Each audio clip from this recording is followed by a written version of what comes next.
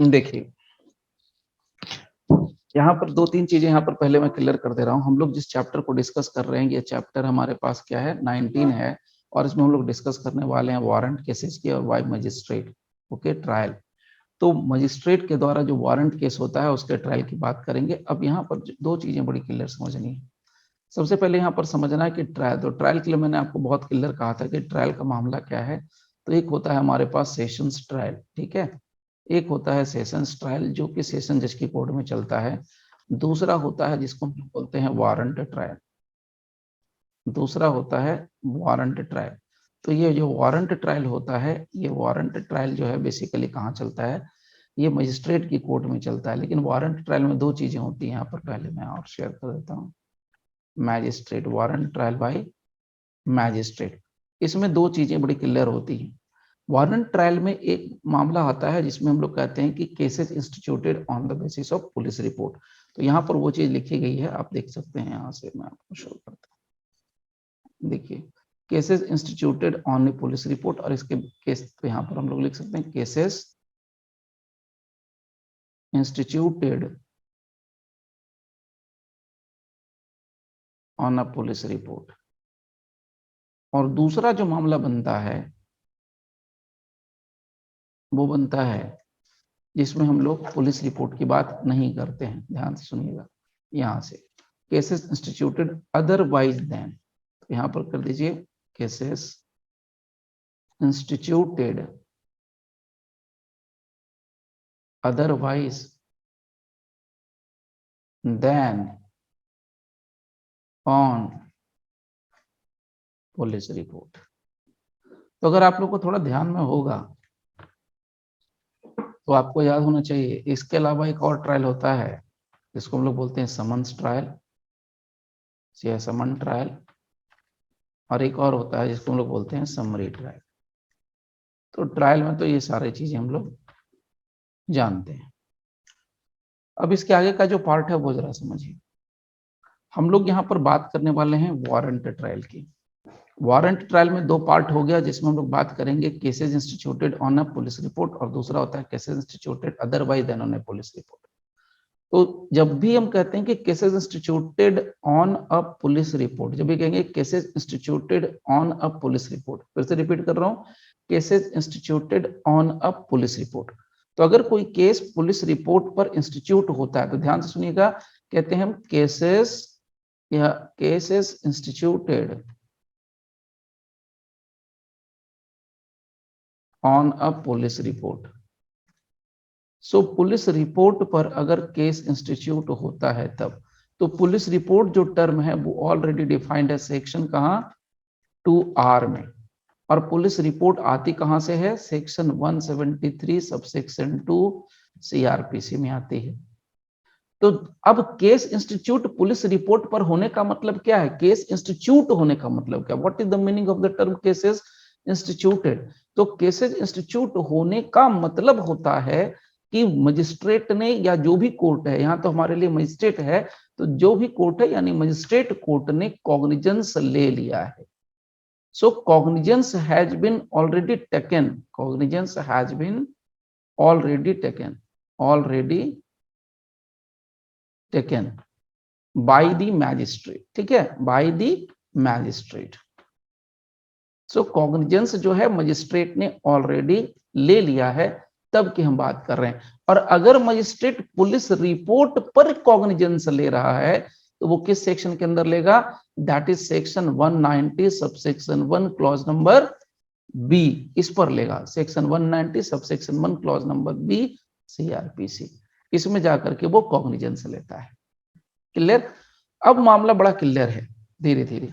तो अब हम लोग दो चीजें जान गए। पहली चीज तो ये कि पुलिस रिपोर्ट आती है 173 सबसेक्शन 2 सीआरपीसी के अंदर, और मजिस्ट्रेट ने ऑलरेडी कॉग्निजेंस ले लिया है, that is under section 190 subsection 1 clause number B of the CrPC.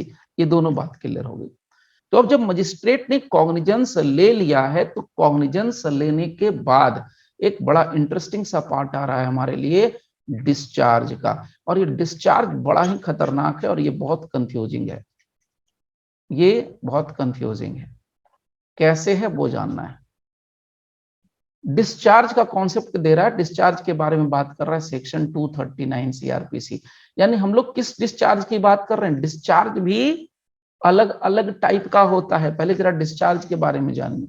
Discharge क्या होता है? डिस्चार्ज के दो मीनिंग निकलते हैं। There are two different meaning of the term discharge.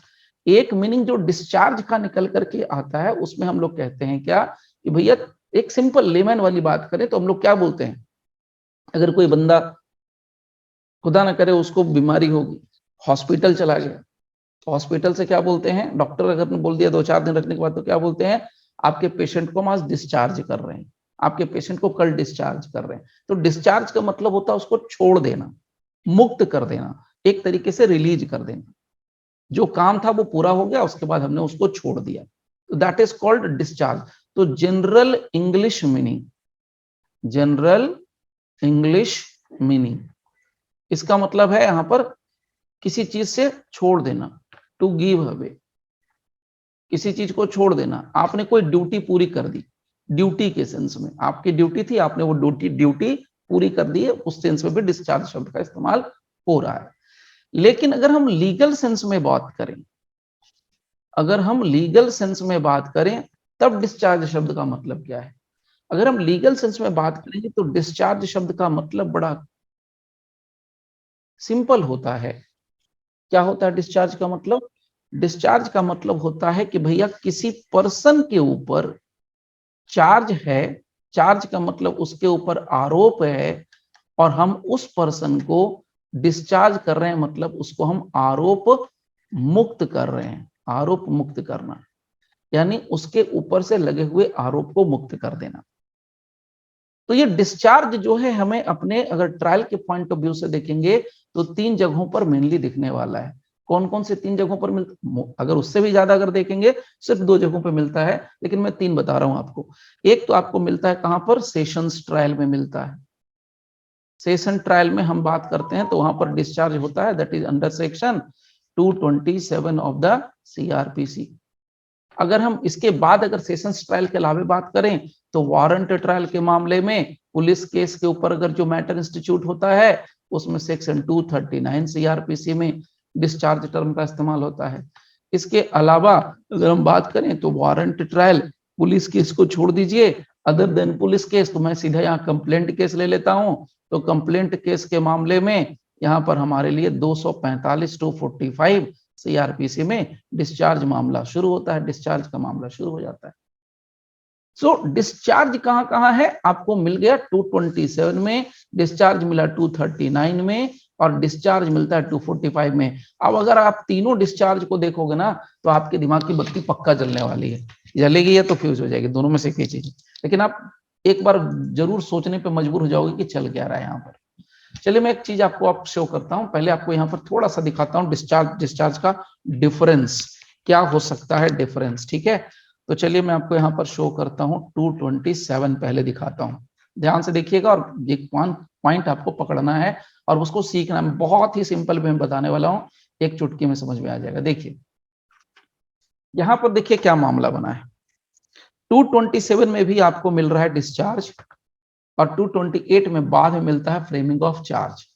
उसी तरीके से यहां देखिए तो 239 में मिलता है डिस्चार्ज, और 240 में मिलता है यहाँ फ्रेमिंग ऑफ चार्ज। उसी तरीके से अगर आप जाएंगे यहाँ नीचे तो यहाँ पर आपको 245 में मिलेगा डिस्चार्ज, ठीक है। इसको हम सीधा बोलते हैं कंप्लेंट केस, एक सिंपल बोले तो कंप्लेंट केस, ओके, ये कंप्लेंट केस है। अब यहाँ पर आपको एक पॉइंट मेरे को शेयर करना था, वो समझिए।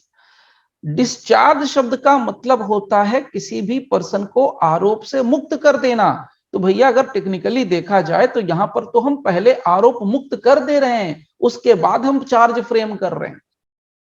पहले ही हम आरोप मुक्त कर दे रहे हैं। सेक्शन को अगर आप ध्यान से देखेंगे तो पहले ही हम डिस्चार्ज कर दे रहे हैं, पहले ही हम आरोप मुक्त कर दे रहे हैं, और उसके बाद हम क्या कर रहे हैं, जा करके यहां पर सीधा क्या कर रहे हैं, चार्ज फ्रेम कर रहे हैं। ये तो बड़ी उल्टी बात हो गई। हमने तो कहा डिस्चार्ज का मतलब होता है आरोप मुक्त, तो आरोप है ही नहीं तो आरोप मुक्त किसको करेंगे? आरोप जब है ही नहीं, when there is no charge, who is going to be discharge? किस ऑफेंस से करेंगे डिस्चार्ज? कब करेंगे डिस्चार्ज? ये बड़ा एक इंटरेस्टिंग और कंफ्यूजिंग टर्म है। यही हाल आपको अगर देखना है तो आपको यही हाल यहां पर भी देखने को मिलेगा। देखिए, अगर आप पुलिस केस के मामले में डिस्चार्ज का पॉइंट देखेंगे तो पहले यहां पर कर दे रहा है डिस्चार्ज, फिर कर रहा है 240 240 के अंदर चार्ज।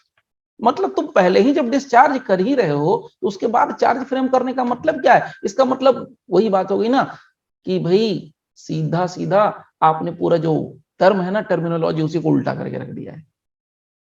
मतलब आप कह रहे हो कि डिस्चार्ज का मतलब होता है आरोप मुक्त करना, लेकिन कमबख्त यहां आरोप लगा ही नहीं, चार्ज फ्रेम हुआ ही नहीं, तो आरोप मुक्त आप कर रहे हो। मतलब चार्ज फ्रेम होने के पहले ही डिस्चार्ज, चार्ज फ्रेम होने के पहले ही डिस्चार्ज।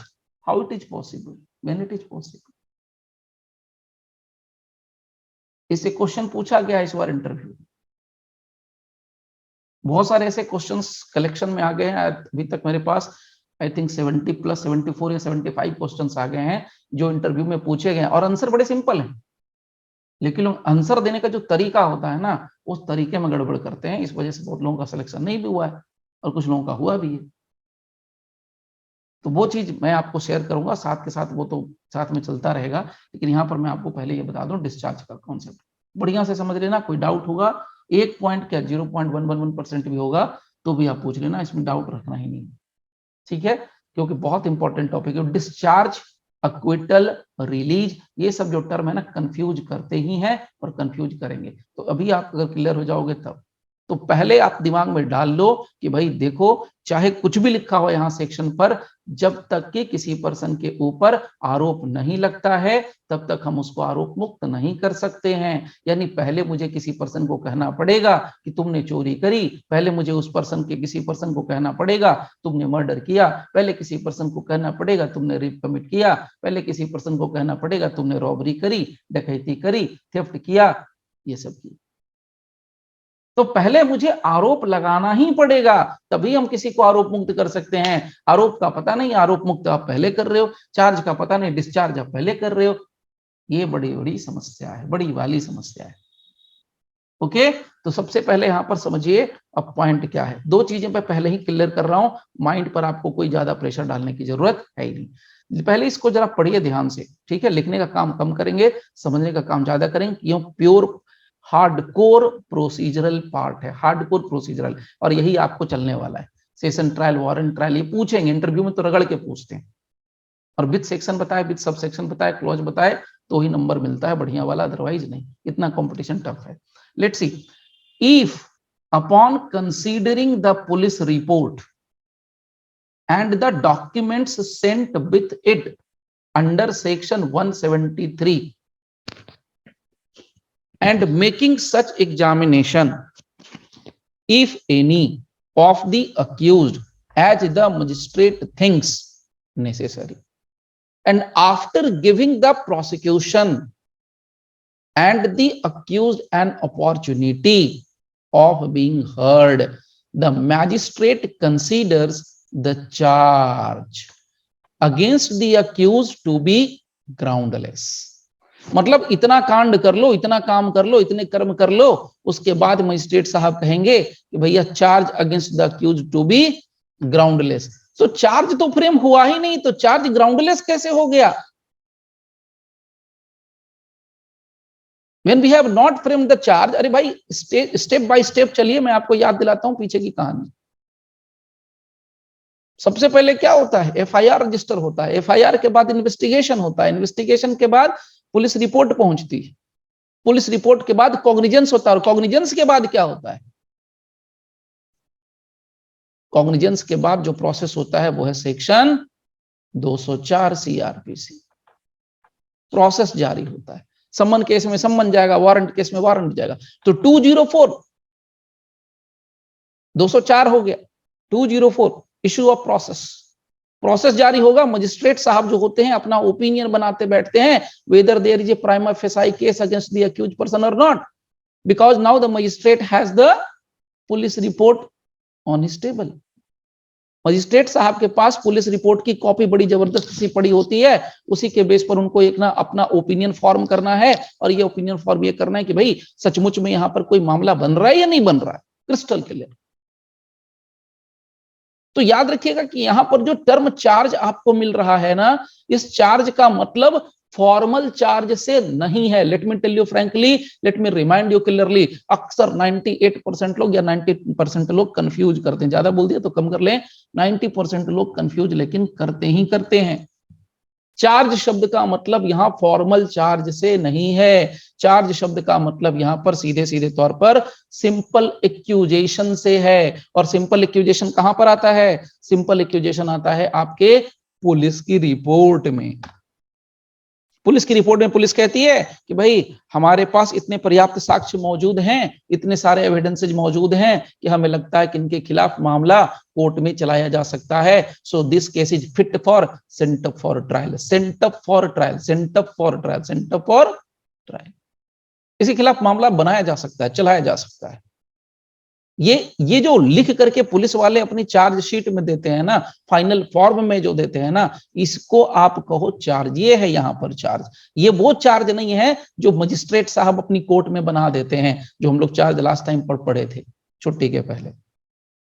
वो चार्ज ये चार्ज नहीं है, क्लियर कर दे रहा हूं।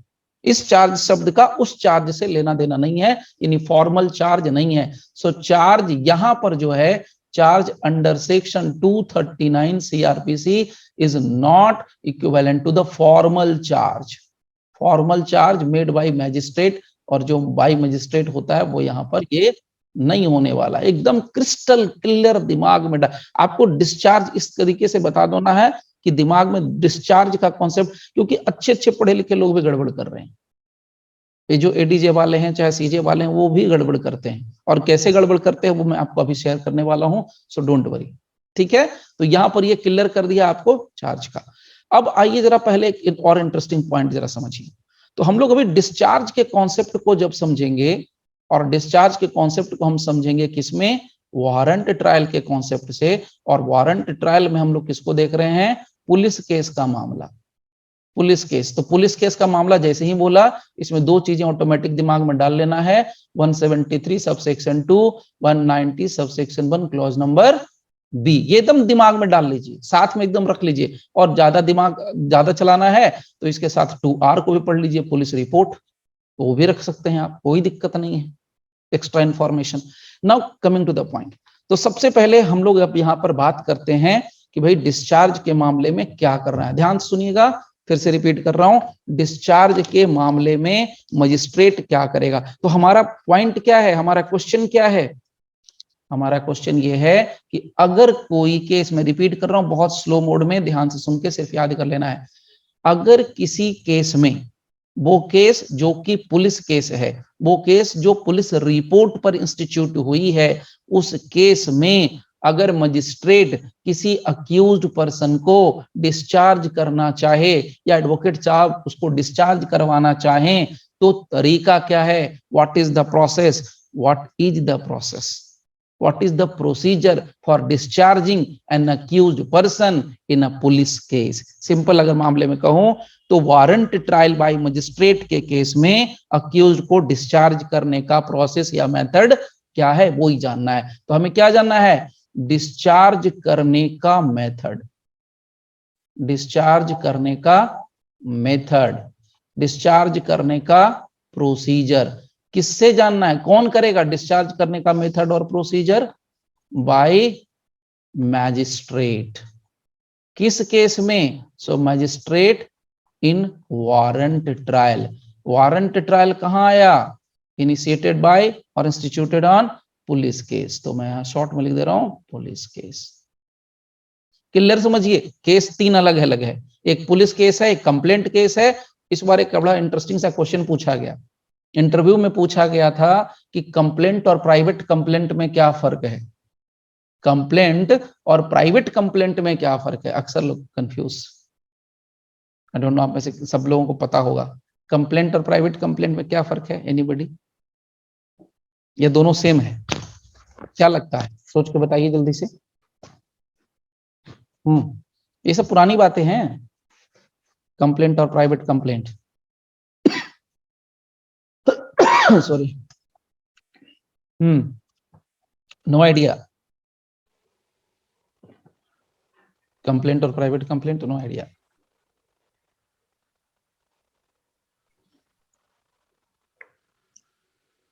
कंप्लेंट जो शब्द है वो एफआईआर में लिखते हुए भी रफली यूज कर दिया जाता है, लेकिन जब भी आप प्राइवेट कंप्लेंट बोलते हो तो डायरेक्टली वो सेक्शन 2D के अंदर फॉल कर जाता है, ठीक है। सो डोंट वरी, क्लियर समझ लीजिए शॉर्ट में, बाकी डिटेल में समझते रहेंगे। फिलहाल आइए मुद्दे पे।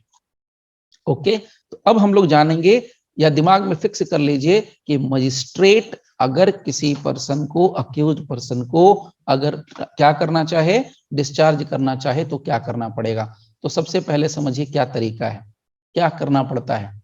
तो मजिस्ट्रेट अगर किसी अक्यूज पर्सन को डिस्चार्ज करना चाहेगा तो सबसे पहले उसको ऊपर चार्ज तो बताओगे ना आप, उसका आरोप तो बताओगे ना, बिना आरोप बताए तो उसको नहीं लेके जाओगे, उसका बिना आरोप बताए तो उसको डिस्चार्ज नहीं कर दोगे। इसीलिए सबसे पहला काम क्या करना पड़ता है वो आपको मैं क्लियर कर दे रहा हूं प्रोसेस के हिसाब से। सबसे पहले करते हैं हम, that is called opinion formation. Opinion formation by magistrate. और ये कैसे होता है, मैं सिनॉप्सिस दे रहा हूं आपको, चाहो तो लिख लो आप। ओपिनियन फॉर्मेशन बाय मैजिस्ट्रेट, और ये कैसे होने वाला है, section 204 read with section 239 CrPC. Magistrate सबसे पहले फॉर्मेशन ओपिनियन करेगा, ओपिनियन फॉर्म करेगा कि भाई सचमुच में क्या अक्यूज पर्सन के खिलाफ मामला बनता भी है या नहीं बनता है। अरे नहीं बनता है तो डिस्चार्ज, बन जाएगा तो फ्रेमिंग ऑफ चार्ज। और फ्रेमिंग ऑफ चार्ज का मतलब फॉर्मल चार्ज हुआ, फ्रेमिंग ऑफ चार्ज का मतलब फॉर्मल चार्ज हुआ। चलिए, तो अभी मैं आपको सिनॉप्सिस में ले रहा हूं, पहले शॉर्ट में सारी चीजें बता रहा हूं। नंबर 2, जब ओपिनियन फॉर्म कर लेता है मजिस्ट्रेट नॉर्मली, तो उसके बाद एक छोटी सी चीज समझनी होती है कि भाई ये ओपिनियन तो फॉर्म कर लिया, तो डिस्चार्ज कब करेगा, डिस्चार्ज का स्टेज क्या होगा। हम पुलिस केस की बात करें तो डिस्चार्ज का स्टेज कब होगा, कंप्लेंट केस की बात करें तो डिस्चार्ज का स्टेज कब होगा। तो यहां पर ध्यान दीजिएगा कि stage of discharge, stage of discharge, तो ये कहां से आ रहा है, stage of discharge in 2 different matters. एक आया पुलिस केस में और दूसरा आता है कंप्लेंट केस में, और इन दोनों को हम मिला के पढ़ते हैं कहां पर, तो पुलिस केस को पढ़ेंगे 239, रीड विथ कर देना है 245 सीआरपीसी के साथ। तो आप यहां भी लिख सकते हो section 239 read with section 245 CrPC. यहां आप कर रहे हो डिस्चार्ज। तो डिस्चार्ज करने का स्टेज मैं बता दूंगा अभी आपको स्टेज। कंप्लेंट केस जब कभी भी लगता है तो पहले पीई होता है, प्रोसिक्यूशन का एविडेंस आएगा, उसके बाद ही डिस्चार्ज होगा। चलिए आगे आते हैं। थर्ड, डिस्चार्ज करने का तरीका क्या है, मेथड क्या है, व्हाट इज द मेथड, कैसे होता है डिस्चार्ज। ये तो समझ में आ गया, डिस्चार्ज करने के पहले हमें चार्ज फ्रेम करना है। चार्ज फ्रेम करने का मतलब फॉर्मल चार्ज नहीं होता है, चार्ज फ्रेम करने का मतलब हमें चार्ज देखना है कि बच्चा उस अक्यूज्ड पर्सन के ऊपर कौन कौन से आरोप लगे हुए हैं। वो जज साहब को अपना ओपिनियन बना तो आरोप देख करके लगाएंगे ना कि क्या है। उसके बाद हम देखते हैं कि किस स्टेज पर करना है। अब तीसरी बात देखेंगे तरीका क्या है, तो तरीका कहां मिलने वाला है, सेक्शन 239 सीआरपीसी में ही मिलने वाला है। बस लाइन को पकड़ना है, तरीका देखिए यहीं पर दिया हुआ है। क्या लिखा है यहाँ पर, अगर आप ध्यान से पढ़िएगा तो यहाँ पर देखिए लिखा हुआ है, देखिए मैं आपको लाइन पढ़ देता हूं। एंड मेकिंग सच एग्जाम, तरीका यहां से पूरा है। Upon considering the police report, ये हम लोगों ने कर लिया कंसीडरिंग, डॉक्यूमेंट्स कंसीडर कर लिया, ये एंड के बाद वाला जो पोर्शन है ना, ये making such examination if any, तो मैं इसको यहीं से लिख दे रहा हूं, making such examination, making such examination dash dash dash dash. तो यहां पर making such examination if any of the accused as the magistrate thinks necessary and after giving the prosecution and the accused an opportunity of being heard। तो यहां तक का मैं ले लेता हूं, of being heard, of being heard। तो देखिए यहां पर आपको डिस्चार्ज करने का तरीका बता दिया कि भाई डिस्चार्ज करने के पहले तुमको क्या करना है, तो एग्जामिनेशन लेना है, परीक्षा लेनी है। क्या लेनी है, कैसे लेनी है, विल डिस्कस इन लेटर। अभी हम लोग डिस्कस करेंगे। अब जब आपको कहा गया कि भैया एग्जामिनेशन लेना है मजिस्ट्रेट साहब, एग्जामिनेशन लेना है आपको, तो एक चीज आप जान लीजिए कि भाई एग्जामिनेशन जिस चीज का ले रहे हो, आरोप देख रहे हो, तो सबसे यहाँ पर मोटी बात जो हमें ध्यान में डालनी है कि चार्ज शब्द का मतलब क्या है। What is the meaning of the term charge over here?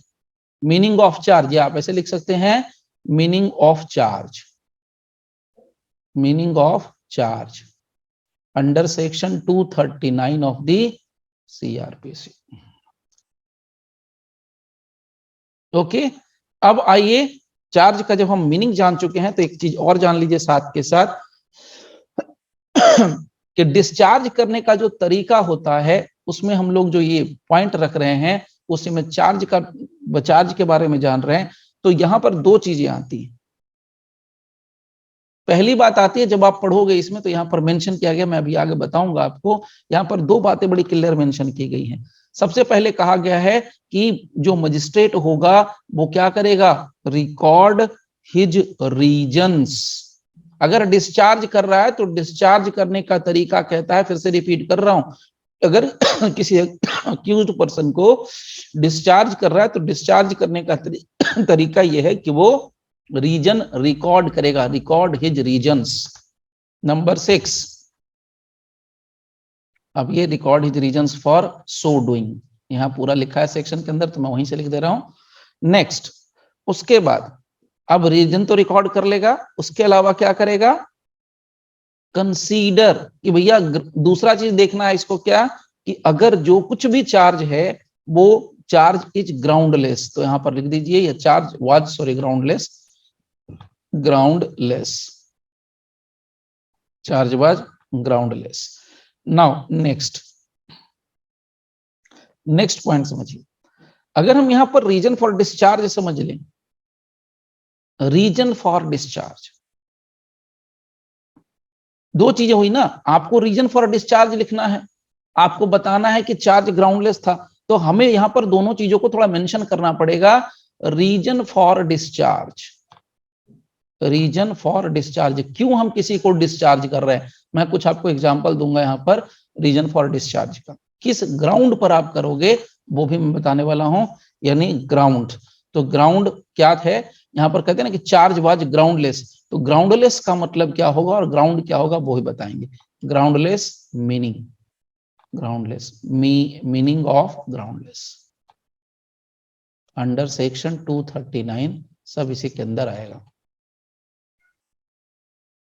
Next, सबसे इंपॉर्टेंट पॉइंट, अगर हमने किसी अक्यूज्ड पर्सन को डिस्चार्ज कर दिया तो what will be the effect, क्या इफेक्ट पड़ने वाला है। So effect under section 239 CrPC, effect under section 239 CrPC, effect of discharge, पूरा ही लिख दे रहा हूं, इफेक्ट ऑफ डिस्चार्ज क्या हो सकता है। एंड लास्ट, ये अगर अक्यूज्ड पर्सन को हम डिस्चार्ज कर देंगे तो जो लॉस हो जाएगा हमारे विक्टिम को, जो अग्रीव्ड पर्सन को, उसके लिए रेमेडी क्या है, what is the remedies available, remedies क्या है। तो ये 10 पॉइंट्स अगर आपके क्लियर हैं, आप डिस्चार्ज के साथ खेल लोगे, और ये जो डिस्चार्ज अगर आपको अच्छे से समझ में आ गया तो दोनों डिस्चार्ज आपको क्लियर हो जाएंगे, पुलिस केस का discharge as well as the complaint case का डिस्चार्ज। बस ध्यान दीजिएगा तीनों के प्रोसेस में बहुत डिफरेंस है। सेशंस कोर्ट में अगर डिस्चार्ज होगा तो उसकी कहानी अलग हो जाएगी, कंप्लेंट केस में अगर डिस्चार्ज होगा तो उसकी कहानी अलग हो जाएगी, अगर पुलिस केस में डिस्चार्ज होगा तो इसकी तो कहानी बिल्कुल ही अलग हो जाएगी। और कैसे होगी वो मैं अभी आपको बताने वाला हूं। So let's see one by one हम लोग जरा डिस्कस करते हैं, समझिए। अब पहले ध्यान से सिर्फ सुनना है, आपको नोट करने की जरूरत नहीं है, जो नोट करना है कर लीजिए, जो मैं लिख रहा हूं साइड बाय साइड आप चाहो तो नोट डाउन कर सकते हो। नाउ लेट्स सी, सबसे पहले हम लोग बात करेंगे कि हम जब डिस्चार्ज करते हैं या कोई मजिस्ट्रेट किसी अक्यूज्ड पर्सन को डिस्चार्ज करेगा तो डिस्चार्ज करने के पहले उसके पास उस अक्यूज्ड पर्सन के ऊपर कौन कौन से आरोप लगाए गए थे, उसके ऊपर कौन कौन से चार्जेस थे, उसके बारे में अपना ओपिनियन देखना होता है, ओपिनियन फॉर्म करना होता है। तो सबसे पहले ओपिनियन फॉर्मेशन, ध्यान से सुनिएगा, ओपिनियन फॉर्मेशन बाय मैजिस्ट्रेट। किसके बारे में? Regarding charge. चार्ज, ओके, यहां मैं इन्वर्टर को मैं जान दे रहा हूं क्योंकि चार्ज का मतलब फॉर्मल चार्ज से नहीं है। मैं बार बार रिपीट कर दे रहा हूं, जो देर से जुड़े हैं अभी जुड़े होंगे कभी भी, लेकिन चार्ज का मतलब फॉर्मल चार्ज से नहीं है। ठीक है, ये बात मैंने बहुत पहले कह दी, क्लास के शुरुआत में कह दी। अब आगे चलिए। Now see opinion formation by magistrate. तो जब कभी भी ओपिनियन फॉर्मेशन की बात होती है तो मैंने पहले कहा ना कि तीन चीजें सामने से आएंगी। क्या आएगी? पहले, सबसे पहले किसी क्रिमिनल केस में क्या होता है? कॉग्निजेंस। कॉग्निजेंस लेने के बाद दूसरा स्टेज क्या हो जाएगा? कॉग्निजेंस लेने के बाद क्या होगा? Issue of process. और तीसरा स्टेज जो हो जाएगा वो यहां पर आ जाए वो आ जाएगा सेक्शन 239 का फॉर्म, ओपिनियन फॉर्मेशन। ब्रेक करके आपको बता रहा हूं, ध्यान से सुनिएगा, दिक्कत हो पूछ लेना। तो कॉग्निजेंस कहां लेगा? पुलिस केस का मामला है, कॉग्निजेंस कहां होगा? 191 सब क्लॉज बी। उसके अलावा issue of process under section 204 CrPC और यहां 239 सीआरपीसी। तो अब हमें इसकी जरूरत तो नहीं है क्योंकि cognizance already taken, cognizance has been already taken by the magistrate. जब तक कॉग्निजेंस नहीं लेगा तब तक प्रोसेस ही जारी नहीं करेगा। सो प्रोसेस जारी हो चुका है, अब हमें इन दो चीजों पर फोकस करना है। तो चलिए सबसे पहले जरा समझते हैं कि 204 में कहानी क्या होती है, वो जरा देखिए। व्हाट इज इन सेक्शन 204, ये भी मैं आपको दिखाता हूं। 204 ये कहां गया? देखिए 204, ध्यान से सुनना और समझने की कोशिश करना। आप अपना पहले दिमाग में एक फिक्स कर दीजिए, नहीं हो तो अपने नोटबुक पर लिख दीजिए कि हम लोग क्या सीख रहे हैं, ये हम लोग क्या जानने की कोशिश कर रहे हैं। हम लोग सिर्फ ये जानने की कोशिश कर रहे हैं कि किसी अक्यूज्ड पर्सन को मजिस्ट्रेट पुलिस केस में डिस्चार्ज कैसे कर सकता है। किसी अक्यूज्ड पर्सन को मजिस्ट्रेट डिस्चार्ज करेगा तो उसका प्रोसीजर क्या है, तरीका क्या है, ये बात जाननी है आप। That's it. Now see section 204 में क्या कहा है? सेक्शन 204 की जो ओपनिंग लाइन है वहां पर देखिए, तो वहां पर कहा इशू ऑफ प्रोसेस। क्या बोलता है? अगर मजिस्ट्रेट का अपना ओपिनियन है, कौन सा वो मजिस्ट्रेट है? Magistrate taking cognizance of an offence. अगर मजिस्ट्रेट का अपना ओपिनियन है, उस मजिस्ट्रेट का जिसने कॉग्निजेंस लिया है या कॉग्निजेंस ले सकता है कि there is a sufficient ground for proceeding. भाई सफिशिएंट ग्राउंड फॉर प्रोसीडिंग कहां से आ गया? पुलिस की रिपोर्ट होगी तो पुलिस की रिपोर्ट से आएगा, कंप्लेंट केस होगा तो कंप्लेंट पर आएगा। पुलिस के इंफॉर्मेशन पर नहीं आ रहा है तो अदर पर्सन के इंफॉर्मेशन पे आ रहा है, तो अदर पर्सन में कौन आते हैं लोग? अदर पर्सन के इंफॉर्मेशन पर भी, अदर देन पुलिस ऑफिसर के इंफॉर्मेशन पर भी मजिस्ट्रेट संज्ञान ले सकता है। Section 190 sub section 1 clause number C. तो अदर पर्सन कौन है? जो पुलिस नहीं है। अदर पर्सन कौन है? जिसमें कंप्लेनियंट नहीं है। तो कौन है अदर पर्सन? अगर अक्यूज्ड चाहे तो डायरेक्ट अक्यूज्ड भी कंप्लेंट केस फाइल कर सकता है, जिसके ऊपर मजिस्ट्रेट संज्ञान ले सकता है। मजिस्ट्रेट जो है इंटरनेट पर छपी हुई खबरों के ऊपर संज्ञान ले सकता है। मजिस्ट्रेट जो है जो न्यूज़पेपर में आता है उस पर संज्ञान ले सकता है। सो इंटरनेट हो गया, मीडिया हो गया, उसके ऊपर भी संज्ञान ले सकता है under section 190 sub section 1 clause number C. और उसी में और करके लिखा गया है कि और अपॉन हिज ओन नॉलेज, अपने नॉलेज के बेस पर भी संज्ञान ले सकता है। तो संज्ञान ले लिया मजिस्ट्रेट ने, बात खत्म हो गई। संज्ञान ले लिया, उसके बाद क्या देखेगा कि मामला किस चीज का है, सम्मन केस है कि वारंट केस है। तो सम्मन केस वो केस होता है जिसमें 2 साल से कम की सजा होती है, जिसमें फांसी की सजा नहीं होती है, वो सम्मन केस होता है। जिसमें आजीवन कारावास की सजा नहीं होती है वो समन केस होता है। तो अब क्या है, अगर समन केस होगा तो समन भेजेगा, वारंट केस होगा तो वारंट भेजेगा। तो हमारा मैटर कौन सा है, वारंट ट्रायल। तो वारंट ट्रायल है तो हम यहाँ पर क्या जान रहे हैं कि मैटर वारंट केस का है। सो matter is related with warrant case. इसका मतलब क्या है कि हमारे मजिस्ट्रेट साहब के पास ऐसा मामला आया है जिसमें सजा 2 साल से ऊपर की होगी, आजीवन कारावास हो सकता है, फांसी की सजा हो सकती है, वैसे मामलों को हम यहाँ पर वारंट केस कहेंगे। बहुत सिंपल। तो मजिस्ट्रेट साहब ने क्या कर दिया, प्रोसेस जारी कर दिया। तो प्रोसेस जारी कब करते हैं, ध्यान से सुनना, बहुत टेक्निकल है थोड़ा सा।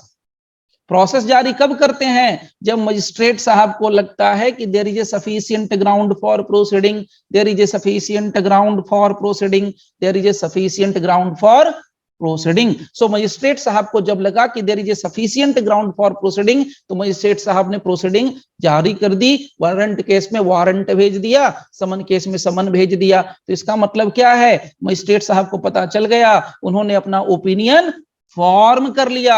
सो जब 204 के हिसाब से मजिस्ट्रेट अगर अपना ओपिनियन फॉर्म करेगा, ध्यान से सुनना, प्योर टेक्निकल हार्डकोर, जब कोई मजिस्ट्रेट अगर अपना सेक्शन 204 के हिसाब से अगर अपना मजिस्ट्रेट अगर अपना ओपिनियन फॉर्म करेगा, तो क्या देखेगा, वो किस चीज के बेस पर करेगा, ओपिनियन फॉर्मेशन करेगा। तो मामला है कि नहीं, अगर ऐसा ओपिनियन फॉर्मेशन करता है तो क्या देखेगा, 173 सबसेक्शन 2 सीआरपीसी वाली पुलिस रिपोर्ट देख के करता है। क्योंकि हम यहां वारंट केस की बात कर रहे हैं, वारंट ट्रायल की बात कर रहे हैं, इसलिए डायरेक्ट मैंने ये लिख दिया। ठीक है। सो 173 सबसेक्शन 2 सीआरपीसी वाली पुलिस रिपोर्ट को देख करके ये अपना ओपिनियन फॉर्म करता है। इसके साथ जो डॉक्यूमेंट मिलता है उसके बेस पर ये अपना ओपिनियन बना लेता है कि हाँ मामला बनेगा नहीं बनेगा, मामला चलेगा नहीं चलेगा, फर्दर प्रोसीड करेगा नहीं करेगा, दैट्स इट। तो ये तो 204 के हिसाब से ओपिनियन बनाता है। जब 204 लगेगा तो यहां पर पुलिस रिपोर्ट ऑटोमेटिक चलाएगा। ओके। अब आइए, इसको हमने कहा था कि 239 के साथ रीड विथ करिए। सो जब 239 के साथ जब आप इसको रीड विथ करोगे, 239 के साथ जब आप इसको रीड विथ करोगे, तो ये नेक्स्ट स्टेज में आ जाएगा। और नेक्स्ट स्टेज में ओपिनियन कैसे बनाएगा, 204 का ओपिनियन तो बनाता है 173 की रिपोर्ट देख करके, डॉक्यूमेंट को देख करके। 239 की से केस में ओपिनियन का फॉर्मेशन कैसे होगा, OPINION कैसे होगा ओपिनियन का formation, how magistrate is going to form his opinion, ये मामला चलेगा कि नहीं चलेगा, सी यहां पर ओपिनियन कैसे करेगा। ये देखिए, ये सब हो गया, upon the police report and the document sent within section 173, ये हो गया, काम खत्म। अब ओपिनियन कैसे फ्रेम करेगा, एंड लगा हुआ है, और making such examination if any, तो कैसे करेगा। तो अब यहां पर क्या करना है, यहां जो ओपिनियन बनाता है, एग्जामिनिंग द अक्यूज्ड। अब यहां 204 में जो ओपिनियन बनाएगा वो अक्यूज्ड का एग्जामिनेशन लेने के बाद बनाएगा, अगर उसको जरूरी लगता है तो, इफ नेसेसरी। एंड कैसे बनाता है यहां ओपिनियन, इसी में आपके सबवेयर एक्ट में लिखा हुआ है, पढ़िए जरा डीपली। एंड लिखा हुआ है, and the accused an opportunity of being heard, accused को आपने मौका दिया, hearing the accused and the prosecution, so दोनों को सुनेंगे, and hearing the accused and the prosecution.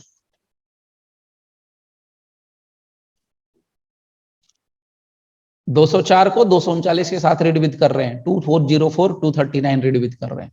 यहां ओपिनियन फॉर्म कर लिया मजिस्ट्रेट ने, कैसे किया, पुलिस रिपोर्ट। यहां कैसे कर रहा है, अक्यूज्ड का एग्जामिनेशन लेके। देखिए फिर बड़ा वेग है, बहुत वेग है, सब कुछ अस्पष्ट है, एकदम अनक्लियर है, संदिग्ध है, एम्बिगस है। यहां क्या लिख रहा है ओपिनियन फॉर्मेशन में, अगर ध्यान से पढ़ना, क्या लिख रहा है, making such examination, making such examination if any, यदि कोई हो तो। अब आप ही बताओ, सच एग्जामिनेशन कौन सा एग्जामिनेशन लेगा भाई, यहां तो कुछ लिखा नहीं है इन्होंने कि कौन सा एग्जामिनेशन लेना है। सो कहता है कि एग्जामिनेशन, तो किसका एग्जामिनेशन होगा? ऑफ कोर्स किसका? ऑफ कोर्स अक्यूज्ड का। तो मैं ज्यादा नहीं उलझा रहा हूं, बहुत सीधे बात कर रहा हूं। यहाँ अक्यूज्ड का एग्जामिनेशन लेने का मतलब है अक्यूज्ड से कुछ क्वेश्चन आंसर होगा, अक्यूज्ड से पूछा जाएगा कि भैया अक्यूज्ड, तुमने कोई पाप किया है क्या, तुमने कोई ऑफेंस कमिट किया है क्या? अगर तुमने ऑफेंस और पाप किया है तो काइंडली शेयर मी, तभी मैं आगे प्रोसीड करूंगा। वारंट का मामला तो वारंट, सम्मन का मामला तो सम्मन, तुम जो बताओ वो करेंगे हम। फिर प्रोसिक्यूशन तो और सर, अक्यूज। हाँ जी मैडम बोलिए बोलिए। सर जब ट्रायल शुरू नहीं हुआ तो एग्जामिनेशन कैसे हो रहा है सर? यही तो मजेदार चीज है। हम यहाँ ट्रायल शुरू कर रहे हैं, ट्रायल शुरू होता है जब जबकि चार्ज का फॉर्मेशन होता है, तब यहाँ चार्ज फॉर्म हुआ ही नहीं। ये बात मैंने शुरुआत में कही, चार्ज नहीं तैयार हुआ है। यहाँ चार्ज का मतलब सिर्फ और सिर्फ एलिगेशन से है, जो पुलिस अपने चार्ज शीट में लिखता है। सिंपल भाषा में समझिए, जो चार्ज शीट में लिखा गया है वो चार्ज यहाँ पर हम डिस्कस कर रहे हैं। हम उस चार्ज के बारे में बिल्कुल बात नहीं कर रहे हैं जो हम लोग कोर्ट में बनाते हैं, या जो मजिस्ट्रेट या कोर्ट बनाता है, वो हम बिल्कुल नहीं कह रहे हैं। फॉर्मेशन ऑफ चार्ज बिल्कुल भी यहाँ नहीं है, फॉर्मल चार्ज बिल्कुल भी नहीं है। अब यही बात मैं आगे बताने वाला हूं, थोड़ा सा पेशेंस रखिएगा। इसीलिए मैंने बोला कि डिस्चार्ज समझिएगा बढ़िया से, और एक एक सेक्शन में कहीं भी डाउट होगा लिख लीजिएगा, पूछ लीजिएगा, लिख लीजिएगा, पूछ लीजिएगा। कोई डाउट लेके घर नहीं जाना है, ठीक है? चलिए तो यहां तक का मामला पहले क्लियर कर दे रहा हूं। सबसे पहले मजिस्ट्रेट अपना ओपिनियन फॉर्म करता है। ओपिनियन फॉर्म करने के लिए हमारे मजिस्ट्रेट साहब के पास दो सेक्शन मौजूद है। 204 के तहत ओपिनियन फॉर्म करना है, यानी कि आप समझ लीजिए पुलिस रिपोर्ट से ओपिनियन फॉर्म करता है तो 204 लग गया। और अगर अक्यूज्ड का एग्जामिनेशन लेकर के या अक्यूज और प्रोसिक्यूशन की बात सुन करके अगर आगे बढ़ता है मजिस्ट्रेट, तो इसका मतलब उसने क्या कर दिया? 239 के हिसाब से ओपिनियन फॉर्म कर लिया। ओपिनियन फॉर्म क्या कर लिया? Whether there is prima facie case exist against the accused or not, against the accused or not. तो अब यहां पर क्या हो गया? अक्यूज के खिलाफ मामला बनता है कि नहीं बनता है? अक्यूज ने आप अपराध किया है कि नहीं किया है, वो चीज यहां पर देखी जा रही है। अक्यूज ने अपराध किया है कि नहीं किया, दैट इज द पॉइंट। अब आइए इसके अब बाद वाला पार्ट जरा मैं डिस्कस कर देता हूं, ध्यान से सुनिएगा। तो यहां तक तो कर लिया उसने, अपना ओपिनियन फॉर्म कर लिया। आगे चलिए। आफ्टर ओपिनियन फॉर्मेशन, मैं यहां लिख दे रहा हूं after opinion formation. Opinion form करने के बाद मजिस्ट्रेट साहब का दूसरा सबसे बड़ा काम होता है, जी देखना, स्टेज क्या होगी, किस स्टेज पर करेंगे हम? Stage, stage of discharge. Discharge करने का स्टेज क्या होता है, वो चीज हमें यहां पर जाननी है। तो यहां पर बड़ा क्लियर है, स्टेज ऑफ डिस्चार्ज, ध्यान से सुनिएगा और समझने की कोशिश करना है। स्टेज ऑफ डिस्चार्ज में अगर आप जाओगे तो यहां पर दो चीजें क्लियर होती हैं। पहला होता है कि हम पुलिस केस के हिसाब से देखेंगे स्टेज ऑफ डिस्चार्ज, और दूसरा हम देखेंगे किसके केस से? कंप्लेंट केस के हिसाब से। और मैं दोनों आपको सेक्शन के साथ दिखा के मिला के बताने वाला हूं। पुलिस केस में आप जब जाओगे डिस्चार्ज का स्टेज ढूंढने के लिए तो सेक्शन 239 लग जाएगा।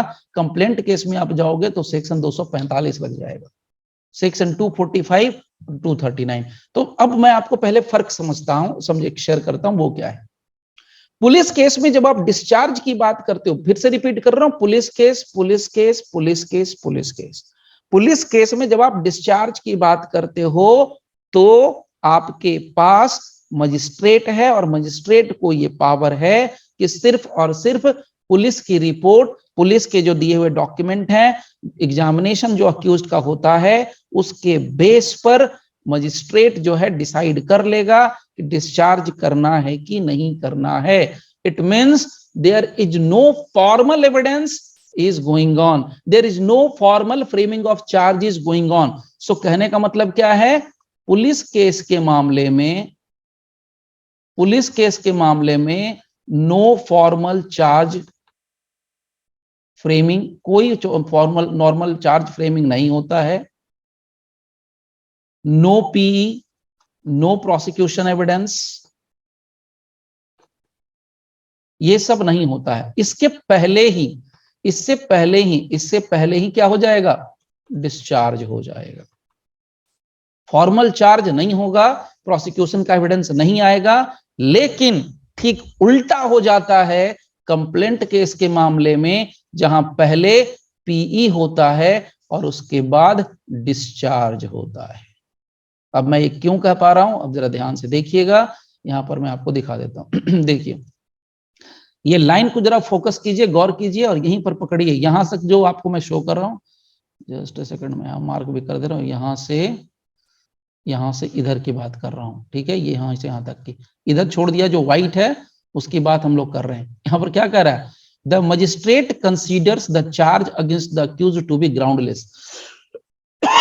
मजिस्ट्रेट कब समझेगा, कब जानेगा कि अक्यूज के खिलाफ जो मामला है वो ग्राउंडलेस है, उसके खिलाफ जो चार्ज लगाया गया वो आरोप जो है आधारहीन है, बिना किसी आधार का है, बिना किसी ग्राउंड का है, कब पता चलता है, पुलिस रिपोर्ट का एग्जामिनेशन करने के बाद, पुलिस की रिपोर्ट में जो डॉक्यूमेंट्स आते हैं उसको एग्जामिन करने के बाद, एग्जामिनेशन करने के बाद, अक्यूज्ड और प्रोसिक्यूशन की बातें सुनने के बाद, इतना सब कांड करने के बाद अगर मजिस्ट्रेट को लगता है कि इसके खिलाफ मामला नहीं बनता है, इसके खिलाफ चार्ज ग्राउंडलेस है, तब जाकर के मजिस्ट्रेट साहब उसको क्या कर देगा, डिस्चार्ज कर देगा। तो डिस्चार्ज करने के पहले क्या स्टेज फॉलो किया, डिस्चार्ज करने के पहले उसने पुलिस की रिपोर्ट पढ़ी, डिस्चार्ज करने के पहले उसने पुलिस रिपोर्ट के साथ लगाए गए दस्तावेज डॉक्यूमेंट देखा, डिस्चार्ज करने के पहले उसने अक्यूज्ड का एग्जामिनेशन लिया,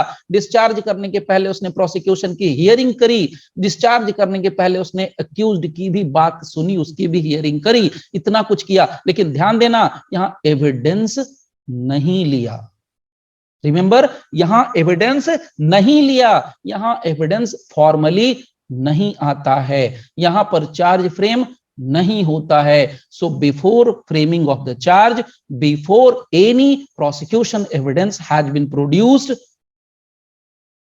the person, the accused person may be discharge, अगर होगा तो होगा, डिपेंड करता है।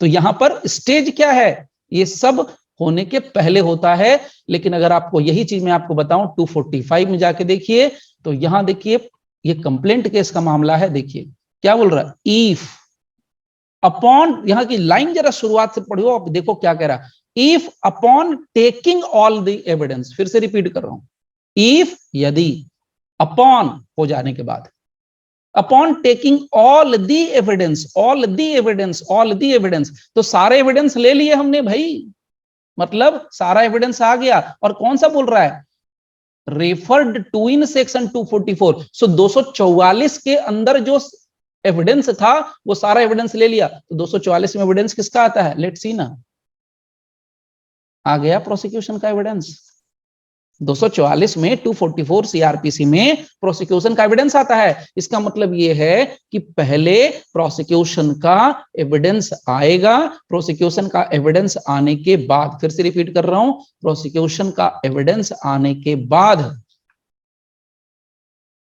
अगर मजिस्ट्रेट को लगता है, ये कंप्लेंट केस की कहानी है, अगर मजिस्ट्रेट को लगता है कि चार्ज ग्राउंडलेस है, तो मजिस्ट्रेट उस अक्यूज्ड पर्सन को डिस्चार्ज कर देगा। तो कब, पीई होने के बाद। तो फर्क समझ में आ रहा है, what is the difference between the police case and what is the difference between the police case and the complaint case. तो कंप्लेंट केस में पहले पीई होता है, जबकि आपके पुलिस केस में पीई का नामो निशान दूर दूर तक नहीं है। तो स्टेज आपके लिए क्या हो गया, स्टेज आपको मैंने पहले बता दिया, इसमें पीई होता है, इसमें फॉर्मल चार्ज भी हो जाएगा, लेकिन इसमें ऐसा कुछ भी नहीं होता है।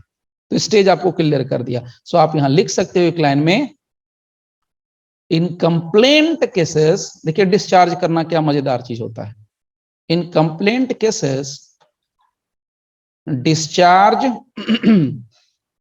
can ordinarily be ordered under section 245 subsection 1 CRPC. कब, only आफ्टर दी पीई बने प्रोसिक्यूशन एविडेंस इज टेकन। काम खत्म। तो पहले ओपिनियन फॉर्म किया, दूसरे में क्या कर दिया, पहले ओपिनियन फॉर्म कर लिया, दूसरे में स्टेज बता दिया कि देखो भाई हमने ओपिनियन फॉर्म किया, अब बता दिया स्टेज। अब स्टेज बताने के बाद तीसरा जो सबसे बड़ा काम मजिस्ट्रेट को करना होता है वो ये करना है, ये देखना है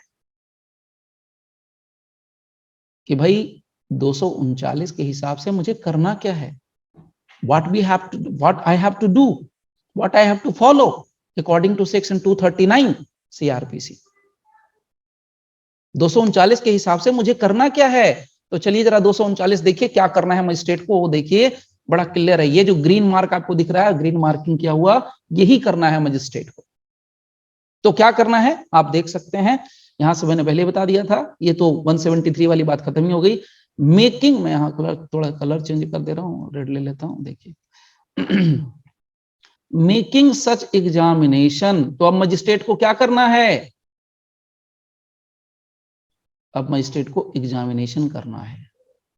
किसका करना है, कहता है making such examination if any of the accused, साफ साफ लिखा है इफ एनी, यदि कोई हुआ होगा तो, यदि कोई किया होगा तो यदि लगा हुआ है, इसका मतलब समझ में आ रही है बात।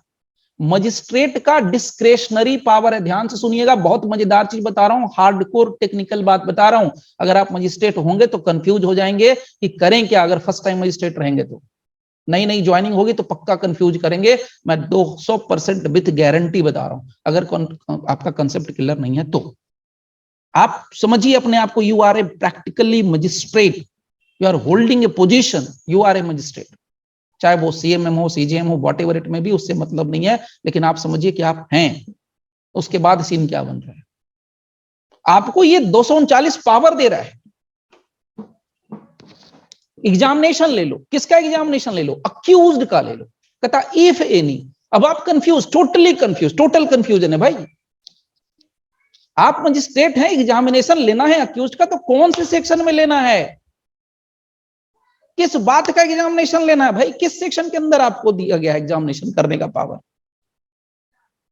Is it mention anywhere in this section 239 कि हाँ आपको एग्जामिनेशन लेना है, तो ये भी तो लिख देता कि 164 के तहत लेना है, ये भी नहीं लिखा है कि 161 वाला लेना है, कौन सा लेना है ये तो बता ही नहीं आपको।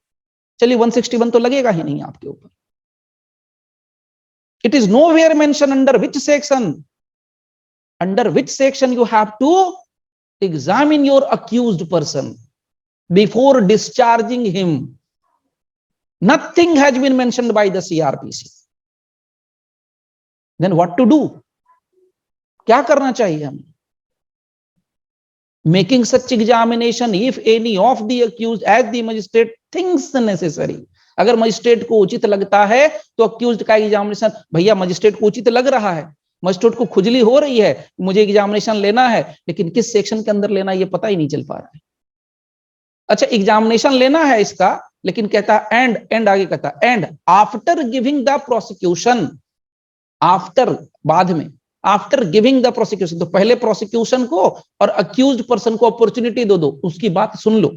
यानी अक्यूज्ड अपनी बात सुना देगा, प्रोसिक्यूशन अपनी बात सुना देगा, उसके बाद अक्यूज्ड की, पहले तो हम लोग प्रोसिक्यूशन की बात सुनते हैं नॉर्मली, पहले हमने प्रोसिक्यूशन की कहानी सुन ली, क्या किया भैया, ये किया, वो किया, दिस किया, दैट किया, ऐसा किया, वैसा किया। पहले प्रोसिक्यूशन की बात सुन ली, अब अक्यूज्ड की बात सिर्फ सुन ली, अक्यूज्ड को क्या कहना था। अब अक्यूज्ड से अगर मुझे पूछताछ करनी है, देखिए ध्यान से सुनना, एग्जामिनेशन करना और स्टेटमेंट लेना दोनों दो चीजें होती हैं फ्रेंड्स। एग्जामिन करना किसी अक्यूज्ड पर्सन को और उसका स्टेटमेंट लेना इज टोटली डिफरेंट थिंग्स। अब मैं यहां पर दोनों ही बातें कह रहा है, एग्जामिन भी करने कह रहा है और उसका स्टेटमेंट भी लेने कह रहा है। यहां लिखा है ना, अक्यूज्ड और प्रोसिक्यूशन दोनों को अपॉर्चुनिटी दो of being heard, of being heard. इसका मतलब प्रोसिक्यूशन कुछ बोलेगा, अक्यूज्ड कुछ बोलेगा, हमें उसकी बात सुन लेनी है। तो सिर्फ आप सुन रहे हो, you are just listening him, you are not asking a single question to your accused person. Accused person से आप कुछ पूछ नहीं रहे हो, अब क्वेश्चन बड़ा ये है, अब आप लोग मुझे सोच के जवाब दीजिए कि अक्यूज्ड पर्सन से अगर आपको कुछ पूछना है तो किस सेक्शन के तहत आपको पावर है पूछने का? Trial has not been started yet, अभी तक ट्रायल स्टार्ट नहीं हुआ है। आप एविडेंस एक्ट भी नहीं लगा सकते हो कि 165 लगा के जो मर्जी आए वो पूछ लो, अभी ट्रायल ही से कम वक्त शुरू नहीं हुआ, फिर भी आपको एग्जामिन करने के लिए कहा, तो आप क्या करोगे? किस सेक्शन के तहत पूछोगे उससे? कैसे एग्जामिनेशन लोगे? कौन से सेक्शन में एग्जामिन करोगे? बताओ, अगर आपके पास आइडिया है तो बताइए। I am ready.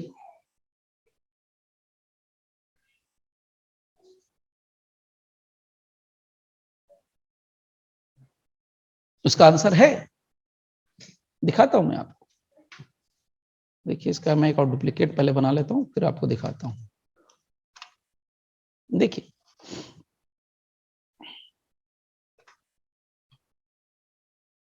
मैंने आपको पहले ही आंसर दिया था, ये देखिए, ये क्या लिखा है? चैप्टर 24। आवाज आ रही है नहीं आ रही है? बाद में मत बोल देना कि सर अचानक से आवाज नहीं आ रही, क्या बोल गए, क्योंकि मैं बड़ी इंपॉर्टेंट चीजें बता रहा हूं और हार्डकोर टेक्निकल बता रहा हूं। Audible everyone? सबके पास आवाज आ रही है? Yes sir. ओके, चलिए, अच्छी बात है। तो देखिए यहां पर क्या लिखा है, चैप्टर 24 और यहां क्या लिखा है? General provisions as to inquiries and trial. तो आपने तो भैया ट्रायल शुरू ही नहीं किया है, you have not started the trial, but you have started the inquiry. So you have started the inquiry. So general provision as to inquiry will be applicable. And what is section 313? 313 says power to examine the accused person. So now जब आपको कुछ भी नहीं मिले, कोई भी section नहीं मिले, तो 313 का आप इस्तेमाल बड़े मजे से कर सकते हैं, because it's a general provision given in chapter number 24 कि आप बड़े मजे से एग्जामिन कर लो अक्यूज्ड पर्सन को। आप देखो जाके 313 में क्या कहा है। 313 में ये कहा है, इन एवरी इंक्वायरी और ट्रायल, किसी भी इंक्वायरी में, किसी भी ट्रायल में, for the purpose of enabling the accused personally to explain any circumstances appearing in evidence against him, court में at any stage without previously warning accused such questions to him accused court necessary, court consider necessary। अब समझ में आ रही है बात? तो बड़ा clear है यहां पर। तीसरे में आपसे क्या कहा गया? थर्ड जो पॉइंट आपको कहता है, बहुत क्लियर कहता है कि भाई देखो 239 239 आपको सबसे क्लियर कहता है कि अगर आपको एग्जामिन करना है so you can use section 313 of the CrPC. कब करोगे एग्जाम इसका? जब आप ध्यान से सुनो, अब यहां पर थर्ड में आ जाओ। थर्ड में क्या निकला? मेकिंग सच एग्जामिनेशन लिखा तो है यहां पर, है ना? नहीं लिखा है, लिख लो यहां पर, making such examination if any dash dash dash छोड़ दीजिए, लास्ट में being heard तक लिया है। तो देखिए यहां पर मैं सीधे बता दूं, एग्जामिनेशन जैसे आया, इसके लिए लग गया सेक्शन 313 सीआरपीसी। क्लियर? चलिए, इसके बाद एक और चीज इसमें आती है जो मैंने यहाँ पर नहीं लिखी है, आपके बेयर एक्ट में लिखी हुई है। वो है, क्या लिखा है? Opportunity of being heard. अब ये सोचिए कि अपॉर्चुनिटी ऑफ बीइंग हर्ड क्यों दिए हैं इसको? इसको क्यों सीआरपीसी कहता है अपॉर्चुनिटी ऑफ बीइंग हर्ड? उसको सुन लो, क्यों सुन लो भाई? अपॉर्चुनिटी ऑफ बीइंग हर्ड क्योंकि बंदा आ रहा है डिस्चार्ज के लिए। ध्यान से सुनिएगा, अक्यूज पर्सन आ रहा है डिस्चार्ज के लिए, बोलता है जनाब मैंने कुछ किया नहीं, मेरे को डिस्चार्ज कर दो। तो उसको मौका दोगे ना, सुनोगे ना उसको, उसकी बात सुनिए। Why we are giving him an opportunity? What is the purpose of giving him an opportunity? Why CRPC has given him the opportunity? The object of giving the opportunity to be heard is to enable the accused person to make his submission as to why the accusation against him should be considered groundless। देखो, discharge करने के दो ही condition है, मैं condition ही पहले बता दे रहा हूं। डिस्चार्ज करने के देयर आर ओनली 2 कंडीशंस। पहला कंडीशन नंबर 1, मजिस्ट्रेट को लिखना पड़ेगा कि किस रीजन की वजह से तुम कर रहे हो discharge. Number 1, reason must be recorded. And number 2, कि जो आरोप है मजिस्ट्रेट को लिखना पड़ेगा कि चार्जेस वाज ग्राउंडलेस। तो यहां हम अक्यूज से पूछ रहे हैं, अक्यूज को मौका दे रहे हैं बोलने का। बोल बेटा बोल, बोल बेटा बोल, बोल बोल बोल, जल्दी बोल। क्या बोलेगा, वो अपनी बात बताएगा, सुनेंगे उसकी बात। उसकी बातें सुनने के बाद आपको लगेगा ना कि चार्जेस वाज या चार्जेस इज ग्राउंडलेस और नॉट। अगर अक्यूज की बात सुनने के बाद, प्रोसिक्यूशन की बात सुनने के बाद अगर आपको लगता है कि चार्जेस जो उसके खिलाफ लगाए गए हैं वो ग्राउंडलेस हैं, आधारहीन हैं, डिस्चार्ज कर दो ना, कौन रोक रहा है आपको। तो इसके पीछे पर्पस क्या है, व्हाई। ऑब्जेक्ट अगर आपको लिखना है तो लिख लीजिए एक लाइन में, object of the opportunity to be heard, to be heard is, किस लिए, to enable the accused, the accusation accused to make his submission, आराम से लिखिए, to make his submission, उसको इनेबल करना है कि अक्यूज अपना सबमिशन दे। किस बात का सबमिशन देगा, एज टू वाई, क्यों, क्यों उसके सबमिशन को हम, उसके एक्यूजेशन को ग्राउंडलेस करें, as to why the accusation against him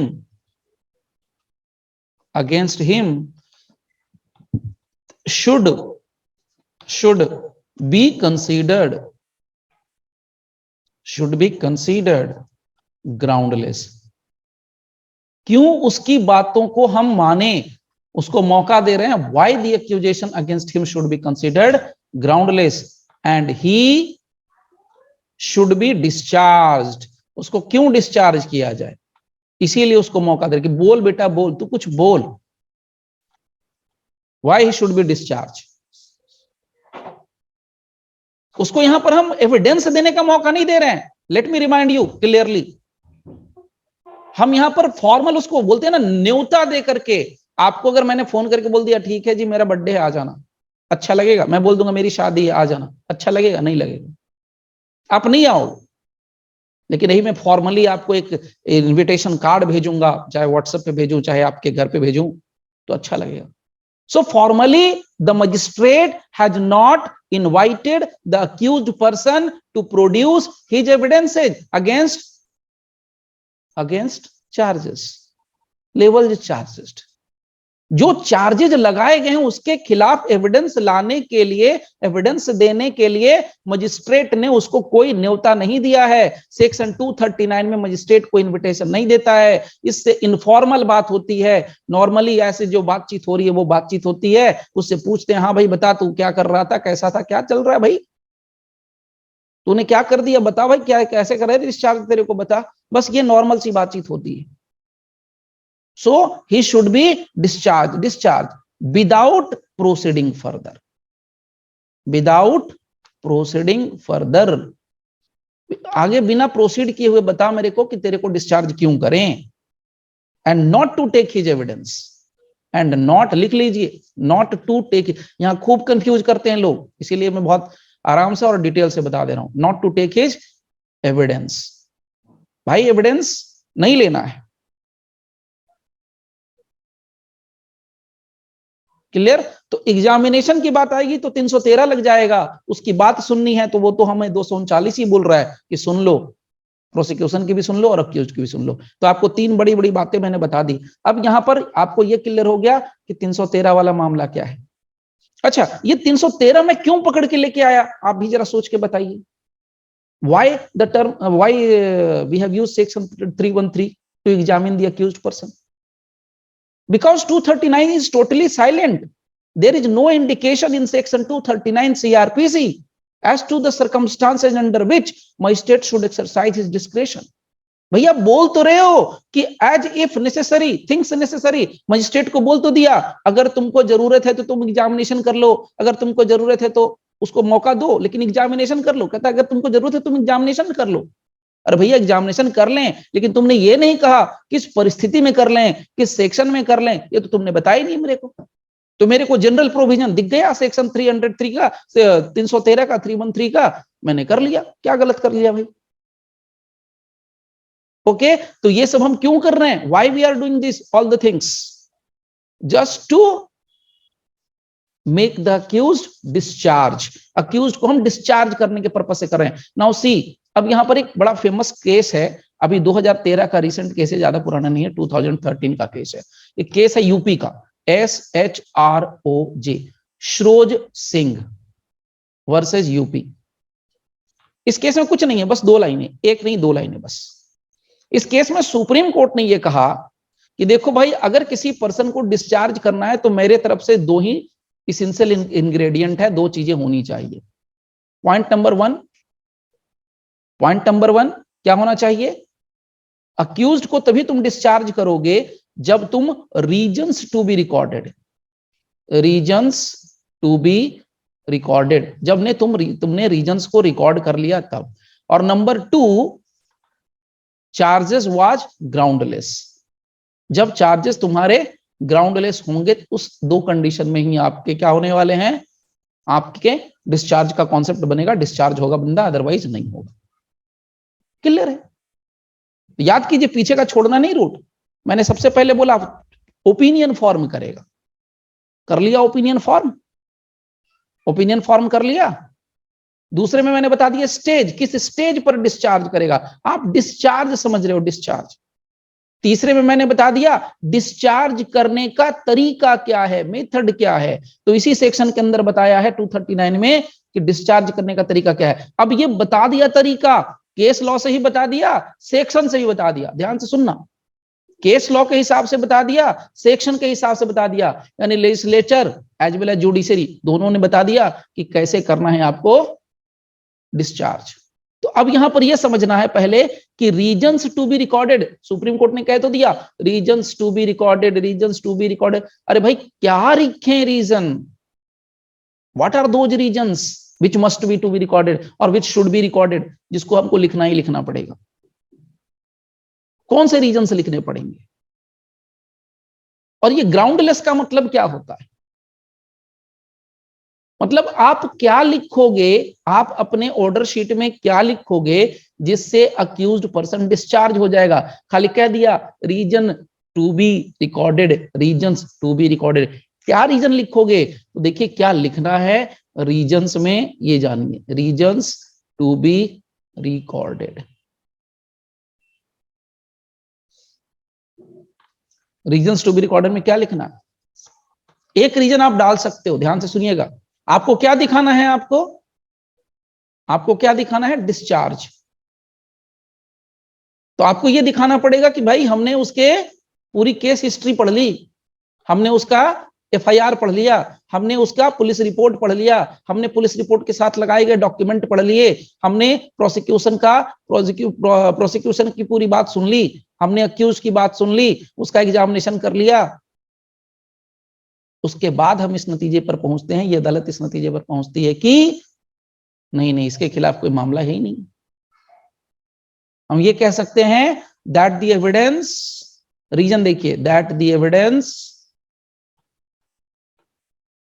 produced, that the evidence produced negatives the offense alleged,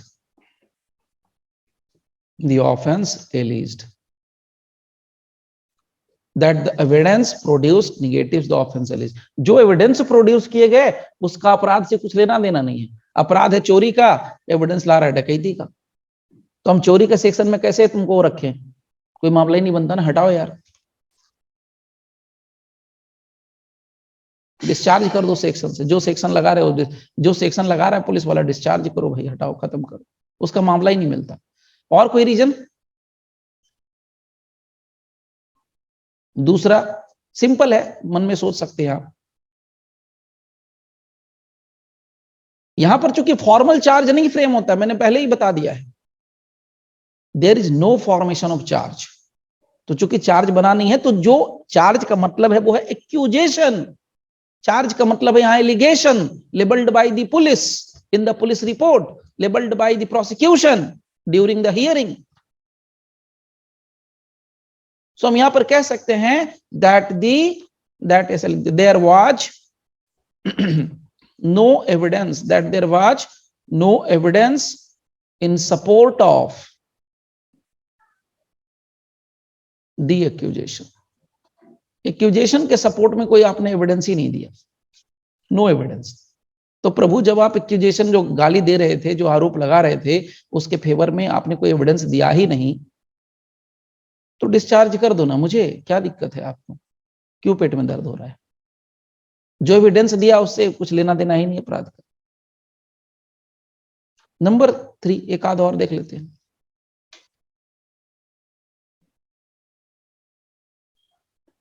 root पर भी आप हमला कर सकते हो, डायरेक्ट रूट पर। नॉर्मली ऐसा होता नहीं है, मैं पहले बता दे रहा हूं, लेकिन जब कभी भी ये ऊपर के कोर्ट में जाते हैं, ऊपर की अदालतों में जाते हैं, तब ये मामला निकलता है कि भाई जो कॉग्निजेंस लिया गया ना, वो कॉग्निजेंस लेना बनता ही नहीं था, इसने रूट ही पकड़ के हिला दिया। बोले ना ना ना, कॉग्निजेंस लेने की जरूरत ही नहीं थी इस मैटर में। So there was some fundamental error in taking cognizance. Fundamental error, fundamental समझते हैं, एकदम रूट से, जड़ से, पिलर से, बेसिक से। मतलब आपको कॉग्निजेंस लेने की इसमें जरूरत ही नहीं थी, आप तो फालतू में कॉग्निजेंस लेके बैठे, फालतू में कॉग्निजेंस लिया और टाइम पास किया, और कॉग्निजेंस लेने के बाद अपने प्रोसेस भी जारी कर दिए। अब देखो नतीजा भुगतो, बंदा आ गया डिस्चार्ज करवाने के लिए, और डिस्चार्ज करना पड़ेगा। क्यों करना पड़ेगा? There was some fundamental error. तो आप लिख सकते हो that there was some fundamental error, fundamental error in taking cognizance, in taking cognizance। Fundamental error है भैया, फंडामेंटल एरर है कॉग्निजेंस लेने में, क्या कर सकते? हो गया मामला खत्म। सर। हाँ जी बोलिए। सर यहाँ जब पीई हुआ ही नहीं तो फिर एविडेंस की बात कहाँ से आ गई सर? अच्छा, पी तो हुआ ही नहीं, तो पी होने का भी आया कहाँ है जगह मैडम? आप 239 को एक बार नहीं, दो बार नहीं, जितना बार पढ़ना पढ़ लिया, वहां पर पी का जगह है। नहीं सर, 239 तो की बात कर रहे हैं। हाँ बोलिए। सर आप सेकंड पॉइंट में आपने लिखा है ना, बिल्कुल, तो ये जब वो, पीई हुआ हाँ ही बिल्कुल नहीं। बिल्कुल बिल्कुल। आप एविडेंस का जो मीनिंग निकाल रहे हैं और मैं जो एविडेंस का मीनिंग बता रहा हूं, हम दोनों के बीच में फर्क है। एविडेंस का मतलब यहां पर उन एविडेंसेस से है जो पुलिस ने अपने चार्जशीट में दिया है। एविडेंस का मतलब उनसे है जो 313 के बयान में अपने आप, ये कौन बोल रहा है? हमारा अक्यूज्ड पर्सन बोल रहा है। ये उन एविडेंसेस की बात कर रहा है जो प्रोसिक्यूशन बता रहा था। मोटे तौर पे बोलिए तो प्रोसिक्यूशन ही लेके आ रहा है, और इधर तो अपना डिफेंस भी है, मतलब अक्यूज्ड भी लेके आ रहा है evidence.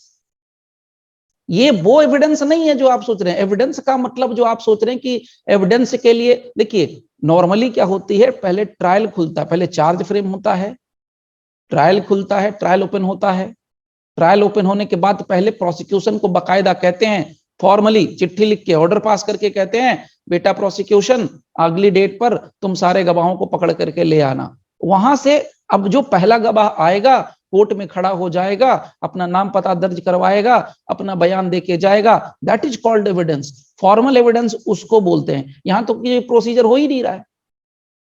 Here there is no witnesses at all, यहां तो कोई विटनेस ही नहीं है। ये तो भैया अक्यूज्ड अपना कहानी सुना रहा है, प्रोसिक्यूशन अपनी कहानी सुना रहा है 239 में। तो डिस्चार्ज, ये बड़ी, ये जो है ना, आप लोगों के लेवल में क्वेश्चन पूछा जाता है एडीजे में।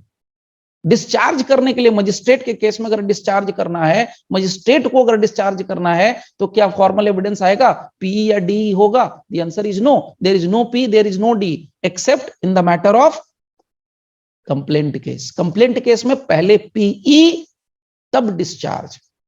पुलिस केस में ठीक उल्टा है, नो पी नो डी, पहले ही डिस्चार्ज, उसके बाद की कहानी आगे। अभी क्लियर है? एविडेंस का मतलब जो आप समझ रहे हैं, ये वो एविडेंस नहीं है। एविडेंस का मतलब नॉर्मली होता है, नॉर्मली जो एविडेंस एक्ट में कहा गया और बाकी जो हम लोग समझते हैं, एविडेंस का मतलब क्या होता है?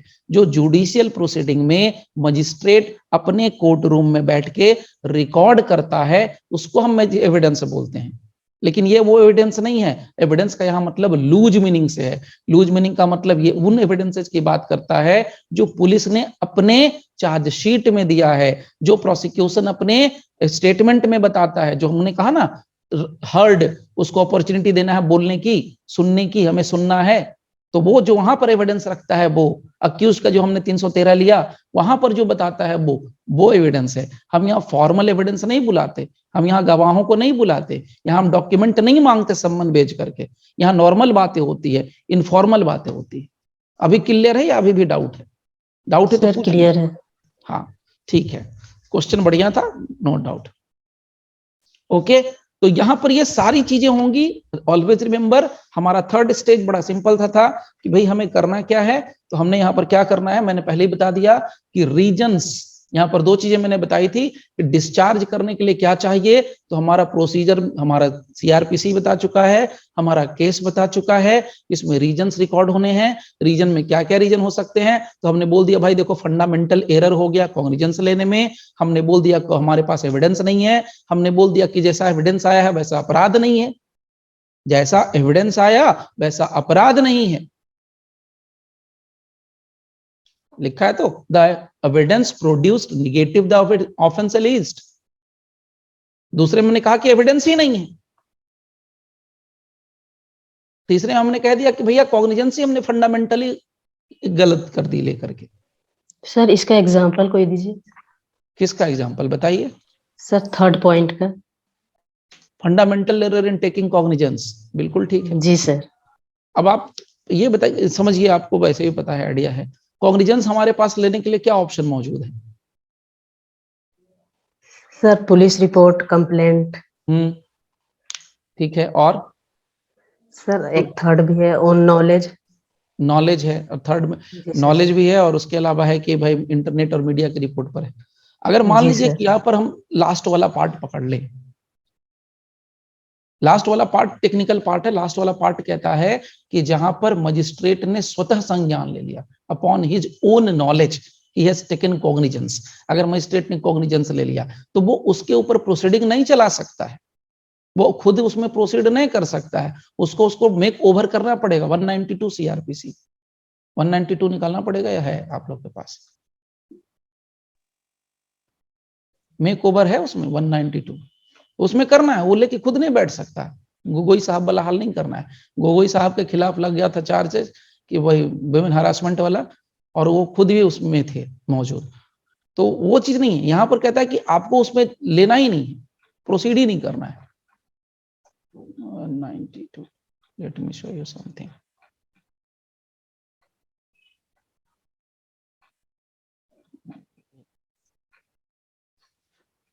ये रहा आपका 204, 200, 192, 195, 191 C making over of cases to magistrate, है ना?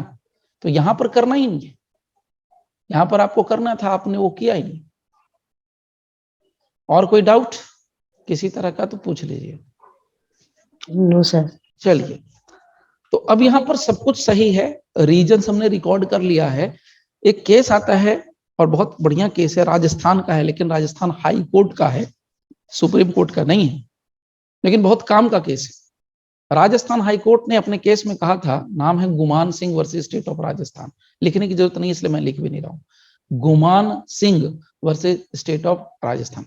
इस केस में स्टेट ऑफ राजस्थान की मतलब सॉरी, राजस्थान हाई कोर्ट ने कहा था कि हर चीज, मतलब आपने रीजन लिख लिया सही है, आपने ग्राउंडलेस बता दिया चार्ज को, वो भी सही है, लेकिन ये रीजन लिखना, चार्जेस को ग्राउंडलेस बताना, ये सब सही है।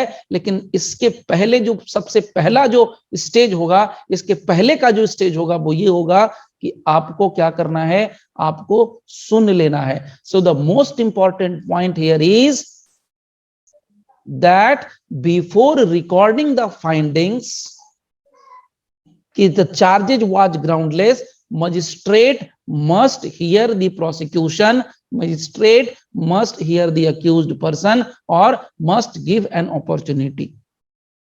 पहले सुन लीजिए, रिकॉर्डिंग ऐसे नहीं कर देना है, यानी पहले उसकी बात सुननी है अगर आपको लगता है कि एग्जामिनेशन करना। अच्छा, एक और टेक्निकल मजेदार चीज बता रहा हूं, ध्यान दीजिएगा, आपको मैंने बता दिया, सबको बता दिया है। यहां पर लिखा है making such examination if in, मतलब मजिस्ट्रेट साहब को फुल डिस्क्रिशनरी पावर दे दिया है एक तरीके से। अगर मजिस्ट्रेट साहब को लगता है कि उसकी बातें सिर्फ सुन लेने भर से मेरा काम चल जाएगा, तो मजिस्ट्रेट साहब उसका एग्जामिनेशन करने के लिए बाध्य नहीं है। सिर्फ सुन लेने से काम हो जाएगा तो एग्जामिनेशन करने की जरूरत नहीं है। लेकिन अगर उनको लगता है कि सुनना भी जरूरी है और उसका एग्जामिनेशन भी करना जरूरी है, तो पहले सुनेंगे, फिर एग्जामिनेशन भी करेंगे, और उसके बाद वो फाइंडिंग दर्ज करेंगे, reasons to be recorded, reasons लिखेंगे और बताएंगे कि चार्जेस आर ग्राउंडलेस, तब बताएंगे। यानी या तो एग्जामिनेशन कर लें तब चलेगा, या तो एग्जामिनेशन प्लस हियरिंग, हियरिंग तो करना ही करना है, दोनों कर लें उसके बाद। तो हर हालत में एक चीज याद रखिएगा कि ये जो हम यहाँ पर स्टेटमेंट दे रहे हैं फाइनल, ये सब कुछ करेंगे, लेकिन पहले हमें क्या करना पड़ेगा, हियरिंग सबसे पहले जरूरी है, hearing, then examination of an accused, examination of an accused, then हम लिखेंगे फाइंडिंग। ओके, चलिए यहां तक का मामला खत्म। अब आते हैं, मेथड भी आपको बता दिया कि कैसे होता है। अब इसमें एक और मामला आता है ग्राउंडलेस वाला, इसमें दूसरा पॉइंट निकलता है चार्जेस वाज ग्राउंडलेस। ये आपको लिखना पड़ेगा, तब जाकर के आप किसी को डिस्चार्ज कर सकते हो। तो ग्राउंडलेस, आरोप ग्राउंडलेस थे, तथ्यहीन थे, आधारहीन थे। कैसे आधारहीन थे भाई? ग्राउंडलेस का मतलब क्या होता है सर? जी बोलिए। सर, एग्जामिनेशन करना और उसका स्टेटमेंट लेना, दोनों में सर डिफरेंस क्या होगा सर? स्टेटमेंट लेने का मतलब हो गया कि आपने उसको मौका दिया, वो चाहता है अपनी बात रखना, बात रखने के लिए छोड़ दिया, अपॉर्चुनिटी ऑफ बीइंग हर्ड, जो हर्ड वाला जो पॉइंट है ना, इसमें वो अपनी बात रखता है। एग्जामिनेशन का मतलब क्या होता है? जब हम बोलते हैं एग्जामिनेशन, तो इसका मतलब कोई आपके ऊपर बैठा होता है, आपके सर पे, आपको क्वेश्चन देगा, आंसर शीट देगा, आप आंसर लिखेंगे। तो यहाँ एग्जामिनेशन का मतलब क्या है? मजिस्ट्रेट साहब क्वेश्चन पूछेंगे और अक्यूज आंसर देगा, मजिस्ट्रेट साहब पूछेंगे, अक्यूज आंसर देगा, इसको बोलते हैं एग्जामिनेशन। अभी क्लियर हुआ? Yes sir. आप परीक्षा देते हैं, आपने परीक्षा लिखा है ना, अब मान लीजिए कि झारखंड का आपने लिखा है एडीजे, या मतलब बिहार का लिखा है एडीजे, तो यहाँ पर हाई कोर्ट जो है आपसे परीक्षा ले रही है, वो क्वेश्चन पूछ रही है, रिटन मोड में पूछ रही है, आप लिख रहे हैं, आप उसका आंसर देने के लिए बाध्य हैं। उसी तरीके से यहाँ पर कटघरे में खड़ा हो गया हमारा अक्यूज, अक्यूज को आप क्वेश्चन पूछेंगे, अक्यूज जवाब देगा, अक्यूज को पूछेंगे, जवाब देगा, ये एग्जामिनेशन हो गया। क्लियर? तो नाउ चार्जेस वाज ग्राउंडलेस, ये हम कैसे स्टैब्लिश कर पाएंगे? ग्राउंडलेस का मतलब क्या होता है? तो सबसे पहले जानिए, ग्राउंडलेस शब्द का मतलब होता है कि जब कभी भी प्राइमा फेसाई कोई मैटर नहीं बनता है, तो उसको हम बोलते हैं। अगर प्राइमा फेसाई किसी मामले में, यानी वारंट केस के मामले में अक्यूज्ड पर्सन के खिलाफ कोई मामला बनता हुआ नहीं दिखता है, in that case we are saying ये पूरा मामला ग्राउंडलेस है। तो लिख लीजिए ग्राउंडलेस का मतलब, इट मीन्स, ऐसा लिखिए, ग्राउंडलेस यहां लिख दिया ना, it means that there is no prima facie case regarding the commission of an offence. अपराध हुआ है, उससे रिलेटेड आपके पास कोई प्राइमा फेसाई नहीं है ऑफ ऑफेंस, कोई आपके पास प्राइमा फेसाई एविडेंस ही नहीं है। तो अब यहां पर सुनिए ध्यान से, जब आपने कहा प्राइमा फेसाई नहीं है, मतलब समझ में आ रहा है? ग्राउंडलेस कब हो जाएगा? क्या मतलब मजेदार चीज है ये, ग्राउंडलेस कब हो जाएगा? हमने कहा नो प्राइमा फेसाई, तो प्राइमा फेसाई नहीं, इसका मतलब क्या हो गया? मतलब दोनों तरफ से पकड़ के पीट देना है, तब जाके आप डिस्चार्ज कर पाओगे। दोनों तरफ से पीटना पड़ेगा। दोनों तरफ से पीटने का मतलब क्या हो गया? No prima facie case. Prima facie case कहां से देखते हो आप? From where you can see prima facie case? क्या लिखना चाहिए बताइए? Section sir police report. हाँ, तो आपने यहीं पर देख लिया कि दम नहीं है तो ग्राउंडलेस हो गया। सो सेक्शन 173 सब सेक्शन 2 के अंदर जो कुछ भी डॉक्यूमेंट वगैरह देता है वहीं से आपको पता चल गया तो ग्राउंडलेस हो गया। और सेक्शन 239 में कह दिया ना कि भैया जाओ उसका एग्जामिनेशन लो, उसकी बातें सुनो, वहां से भी आपको पता चल गया। तो यहां से आपको 239 से क्या मिल गया? यहां से आपको मिल गया रीजंस। किस बात के रीजंस? रीजंस हमको रिकॉर्ड करने के लिए कि भैया कुछ है नहीं, रीजंस टू बी रिकॉर्डेड। और यहां से मिल गया ग्राउंडलेस। तो ये दोनों पकड़ के लेके चल रहे हैं। सो 173 रीड विथ सेक्शन 239 कर दिए। तो यहाँ पर चौथा पॉइंट अगर आपको लिखना था तो हमने थर्ड जो सिनॉप्सिस का पॉइंट बनाएंगे तो यहाँ पर बना देंगे रीजंस टू बी रिकॉर्डेड। तो जो हमने रीजंस लिखे थे रीजंस, तो यहाँ पर लिख दीजिए meaning of reasons, meaning of reasons या एग्जाम्पल ऑफ रीजंस। मैंने बोला था ना मीनिंग ऑफ रीजंस या एग्जाम्पल ऑफ रीजंस। ये हो गया। फोर्थ के बाद फिफ्थ में लिख दीजिए अपना ग्राउंडलेस चार्जेस वाज ग्राउंडलेस। तो यहां पर आपको क्या लिख देना है? ग्राउंडलेस का मतलब, मीनिंग ऑफ ग्राउंडलेस। एकदम दिमाग में बैठ जाएगा। अभी इसका सिनॉप्सिस जो बताएंगे meaning of groundless, what is the meaning of groundless. आइए नेक्स्ट पॉइंट पर। अब आते हैं नेक्स्ट पॉइंट। एक बड़ा इंटरेस्टिंग से क्वेश्चन आता है जो मैंने पहले सिनॉप्सिस में नहीं बताया, अभी याद आया। प्रोसिक्यूशन और अक्यूज्ड के अलावे, बड़ा सीधा सा क्वेश्चन है, प्रोसिक्यूशन और अक्यूज्ड के अलावे क्या कोई तीसरा पर्सन का राइट है? Is there any right of the third party to pray for discharge? क्या कोई थर्ड पार्टी डिस्चार्ज के लिए प्रेयर लगा सकता है कि नहीं लगा सकता है? सीधा सा क्वेश्चन। एनीबॉडी अंडर सेक्शन 239 देख के बता सकते हैं तो बताइए। Third person can prayer for discharge, ये सब क्वेश्चन है।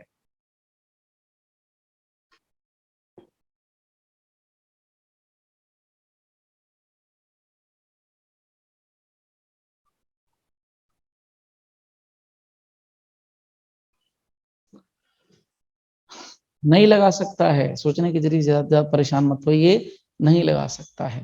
थर्ड पर्सन नहीं लगा सकता। क्यों नहीं लगा सकता, ये भी क्वेश्चन आया। क्यों? मैंने बहुत बार बोला है, अक्सर बोलता रहता हूं आप लोगों को, क्यों का आंसर मिलेगा। ढूंढिएगा दिल से तो मिलेगा, दिमाग से ढूंढिएगा मिलेगा। क्यों नहीं लगा सकता भाई डिस्चार्ज का एप्लीकेशन थर्ड पार्टी? क्योंकि डिस्चार्ज कर, ध्यान से सुनिएगा, हम लोग किस टॉपिक पर हैं? पुलिस केस में मजिस्ट्रेट कैसे, किस प्रोसेस के जरिए अक्यूज्ड पर्सन को डिस्चार्ज कर देता है या कर सकता है या कर देगा। तो मजिस्ट्रेट पुलिस केस में किसी अक्यूज्ड पर्सन को डिस्चार्ज करेगा, उसके लिए जो प्रोविजन है आपके पास 239 में। 239 का जो प्रोविजन है अपने आप में कंप्लीट प्रोविजन है 239 का। 204 रीड विथ 204 रीड विथ 239 आप करोगे तो भी वो कंप्लीट प्रोविजन है, उसमें कोई लूप होल नहीं है। मोर इंपॉर्टेंट कि भाई आपके पास 240 है, अगर आप फ्रेमिंग की भी बात करोगे ना कि चार्ज फ्रेम करना और डिस्चार्ज करना, तो दोनों जो प्रोसीजर दिए ना 239 और 240 दोनों के दोनों अपने आप में कंप्लीट हैं। अब आप बोलोगे सर ये क्या बेवकूफ बना रहे हो, कंप्लीट बोलने का थर्ड पार्टी से क्या रिलेशन है भाई? आप सोच सकते हो ना कि सर ये कंप्लीट बोलने का थर्ड पार्टी से क्या लेना देना है? लेना देना है। आपको जब मैंने बोल दिया कि 239 and 240 the provisions are complete in nature, complete है, इसका मतलब है कि आपने उस प्रोविजन को ध्यान से पढ़ना है। क्या उस 239 के प्रोविजन में कहीं थर्ड पार्टी का जिक्र है? क्या 240 के प्रोविजन में थर्ड पार्टी का जिक्र है? The answer is no. When the answer is no, it means the third party can not apply for the discharge of the accused person. सीधा सा फंडा है, कैसे दिमाग लगा करके घुमा लेना वो चीज समझिए। क्लियर? आगे चलते हैं। तो यहां पर आपके लिए थर्ड पर्सन का अगर क्वेश्चन कभी पूछ दे तो उसकी लिख दीजिएगा no, third party can not have any right. एक लाइन में लिखना चाहे तो लिख दें अ थर्ड पार्टी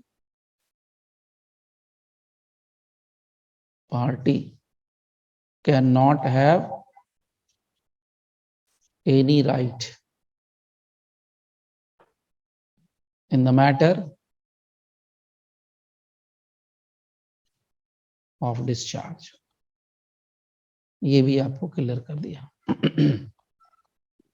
अब सबसे मजेदार चीज और प्योर टेक्निकल, ध्यान से सुनिएगा, समझिएगा, दिक्कत होगा पूछ लीजिएगा। नेक्स्ट पॉइंट जो हमारे लिए है, देखिए मैंने सब चीज बता दिया एकदम स्टेप बाय स्टेप।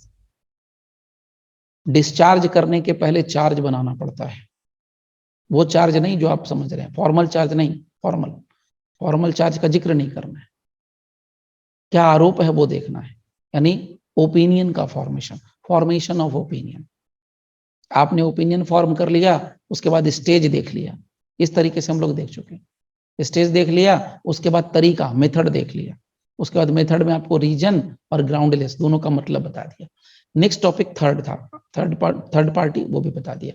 अब सवाल ये उठता है कि अगर मजिस्ट्रेट, ध्यान से सुनिएगा, अगर मजिस्ट्रेट किसी अक्यूज्ड पर्सन को सेक्शन 239 239 सीआरपीसी के तहत डिस्चार्ज कर देगा तो उसका इफेक्ट क्या होने वाला है। What would be the effect when a magistrate discharges an accused person under section 239। देखिए जब मैंने बोला अंडर सेक्शन 239, बहुत बहुत बहुत बड़ी बात है। मैंने आपको बांध दिया, I confined you in a particular section. आपको जो भी आंसर देना है आप सिर्फ 239 के कंटेक्स्ट में देंगे, इधर उधर नहीं भटकेंगे। अब आप मेरे को, आप में से कोई बता सकते हैं तो बताइए 239 के अंदर क्या इफेक्ट पड़ने वाला है अगर 239 से किया गया तो। मैं यहां पर आप लोग को 5-7 मिनट का ब्रेक दे रहा हूं, हम लोग मिलेंगे 10 मिनट के अंदर, उसके बाद हम लोग बात करेंगे फिर इसका। तब तक आप लोग थोड़ा इफेक्ट ढूंढिए, बहुत इंटरेस्टिंग है और बहुत ही मजेदार है, और सबसे बड़ी चीज प्योर टेक्निकल है, प्योर टेक्निकल, हार्डकोर टेक्निकल। ठीक है, तो मिलते हैं विद इन 10 मिनट्स ब्रेक के बाद।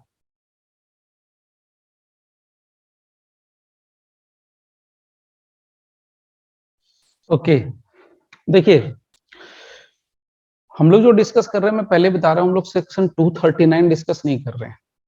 Late me tell you frankly everyone, we are discussing discharging. Discharge का कॉन्सेप्ट हम लोग डिस्कस कर रहे हैं, ना कि हम लोग सिर्फ 239, क्योंकि सिर्फ 239 पढ़ेंगे तब तो गड़बड़ हो जाएगा।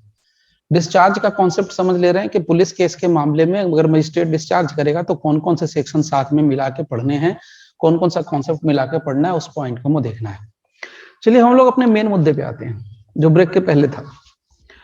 हम लोग को अभी सबसे पहले सबसे टेक्निकल पार्ट जरा कंसीडर करना है कि व्हाट इज द इफेक्ट और what will be the effect after discharging of the accused bye the magistrate in police case.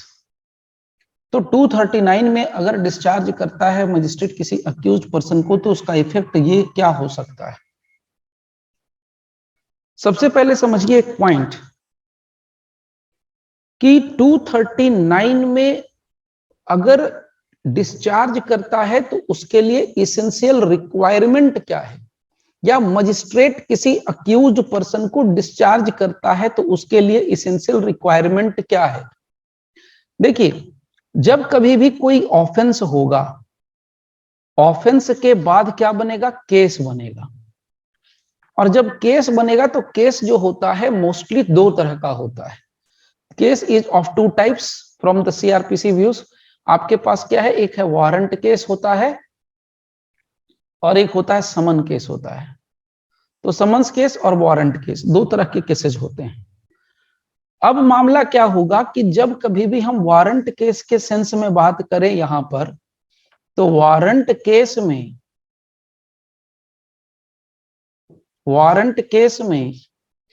Accused को डिस्चार्ज कर दिया गया, यह समझना है।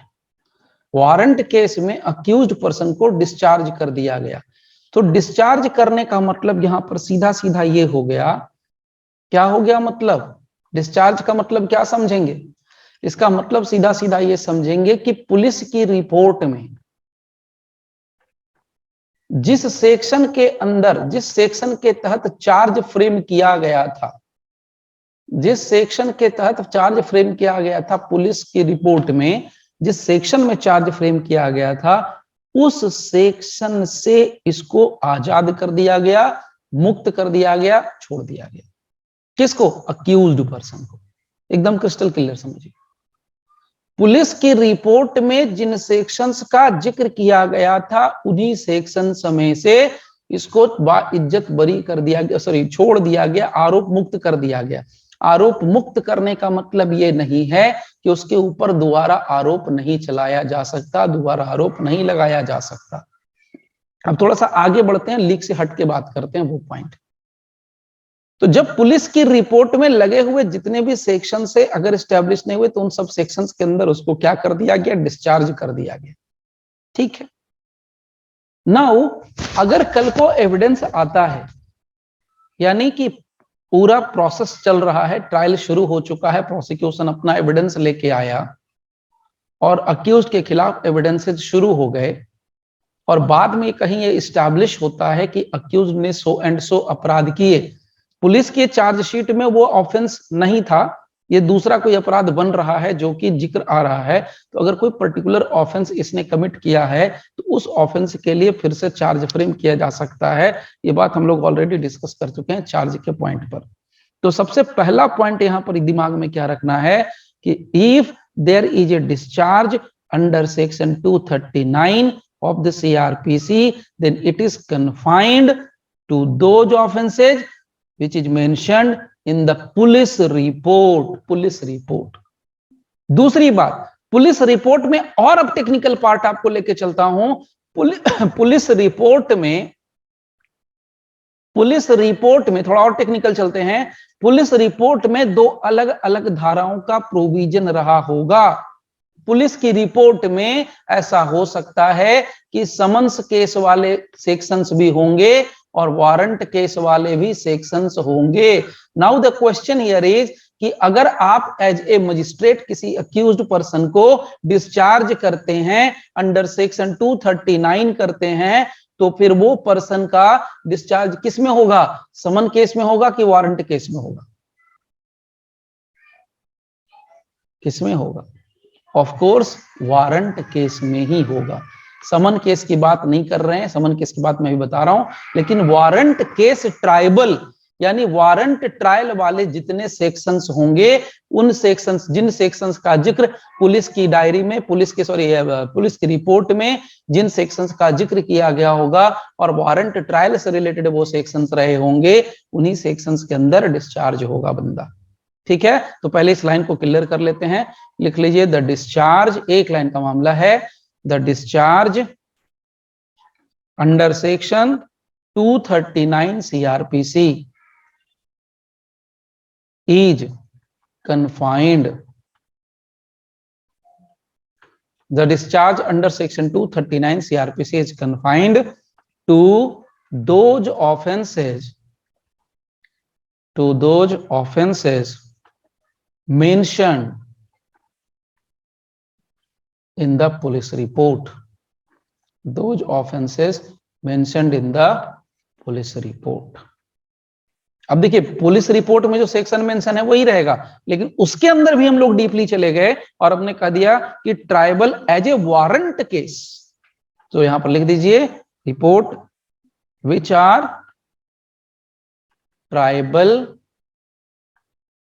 As a warrant case under chapter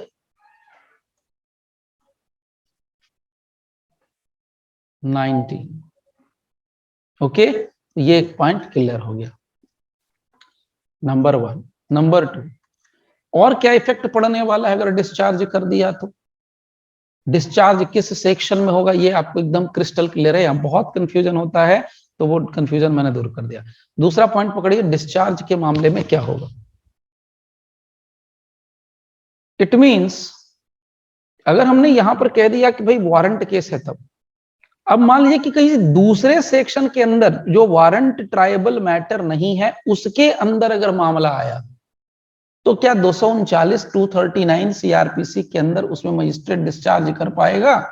this is a question. तो बड़ा सीधा सा पॉइंट है, पहले नोट कर लीजिए। If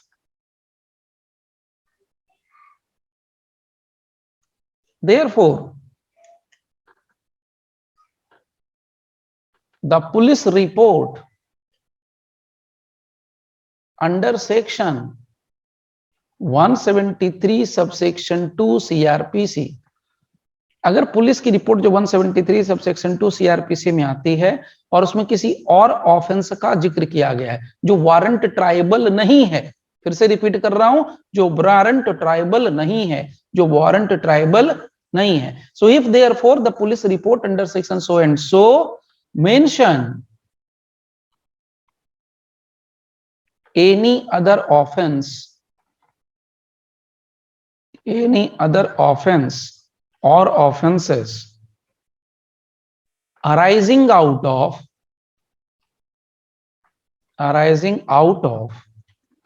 the facts stated therein is tribal, there is tribal as summons case, अगर वो समन्स केस की तरह ट्राइबल है अंडर चैप्टर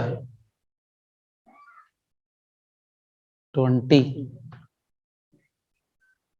तब सेक्शन 239 के अंदर डिस्चार्ज काम नहीं करेगा। सो ट्राइबल एज से summon case under chapter 20, the order of discharge, the order of discharge under section 239 CrPC will not operate, mark कर लीजिए, will not operate as discharge of such minor offense, उस छोटे छोटे मामले को लेकर डिस्चार्ज नहीं माना जाएगा। कितना टेक्निकल है, सोच के देख लीजिए कितना टेक्निकल है, ज्यादा है कि कम है। सच माइनर ऑफेंसेस एज वेल। 239 का ये जलवा है भाई, 239 का ये जलवा है कि जब आप ऐसे मामलों को लेते हैं जो पुलिस केस पर इंस्टीट्यूटेड होते हैं, वारंट ट्राइबल मैटर हैं, तो वारंट ट्रायल के लिए सेक्शन 239 है, तो 239 में सिर्फ उसी का मामला लेंगे। यानी अगर आपने 239 के अंदर अगर किसी को डिस्चार्ज किया, आपने स्पेसिफिकली मेंशन कर दिया कि सेक्शन 239, और आपको करना पड़ेगा कि अगर आप डिस्चार्ज करते हो 239 में तो सिर्फ उन्हीं मामलों को कर सकोगे जो वारंट ट्राइबल हैं, दूसरा जो पुलिस केस से इंस्टीट्यूट होते हैं, तीसरा जो वारंट के अंदर आते हैं, यानी पुलिस की रिपोर्ट में वारंट ट्राइबल बने हुए हैं। अगर कोई ऐसा मामला है जो पुलिस की रिपोर्ट में समन ट्राइबल है या समन ट्रायल से जिसका मैटर हो सकता है, उसको आप डिस्चार्ज नहीं कर पाएंगे 239 के अंदर। सीधी सी बात है, क्योंकि उसके लिए अलग प्रोविजन है, उसके लिए समन ट्रायल का प्रोसीजर चलेगा, ना कि वारंट ट्रायल का। तो ऐसे मामलों में क्या हो जाएगा, सीधा मजिस्ट्रेट कॉम्पिटेंट होता है, proceed with the trial according to chapter 20। सीधा तो वो लिखना है तो लिख लीजिए एक line, in such consistency, in such a contingency, the magistrate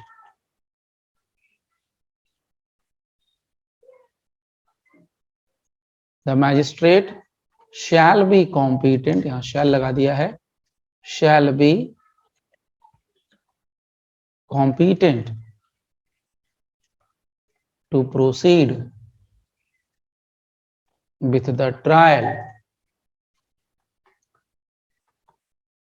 of such other offenses, such other offense or offenses under chapter 20। Without taking cognizance, without taking cognizance on fresh complaint,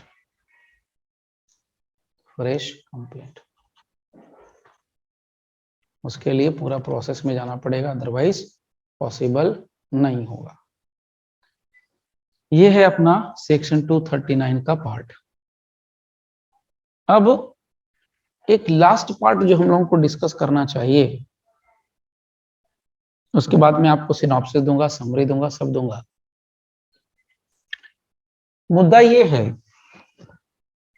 कि अगर सेक्शन 239 सीआरपीसी के तहत accused को magistrate ने discharge कर दिया, तो जो हमारा अग्रीव्ड पार्टी है, जो हमारा अग्रीव्ड पर्सन है, जो विक्टिम है, what are the remedies available for him, उसके लिए क्या रेमेडीज मौजूद होंगी या उसके लिए क्या रेमेडी मौजूद है, उसके बारे में हम लोग यहाँ पर बात करने वाले हैं। So what are the remedies, क्या रेमेडीज हो सकता है। आई थिंक पॉइंट नंबर जो भी है 7-8, पॉइंट नंबर 8,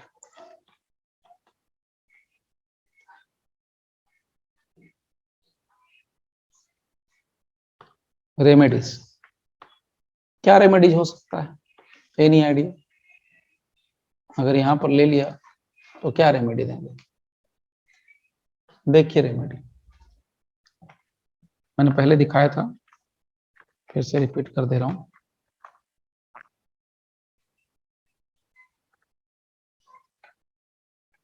देखिए ये रहा रेमेडी, ध्यान से पढ़ लेना है, और जो टेक्निकल पार्ट है वो भी मैं आपको यहाँ पर शेयर कर दे रहा हूं।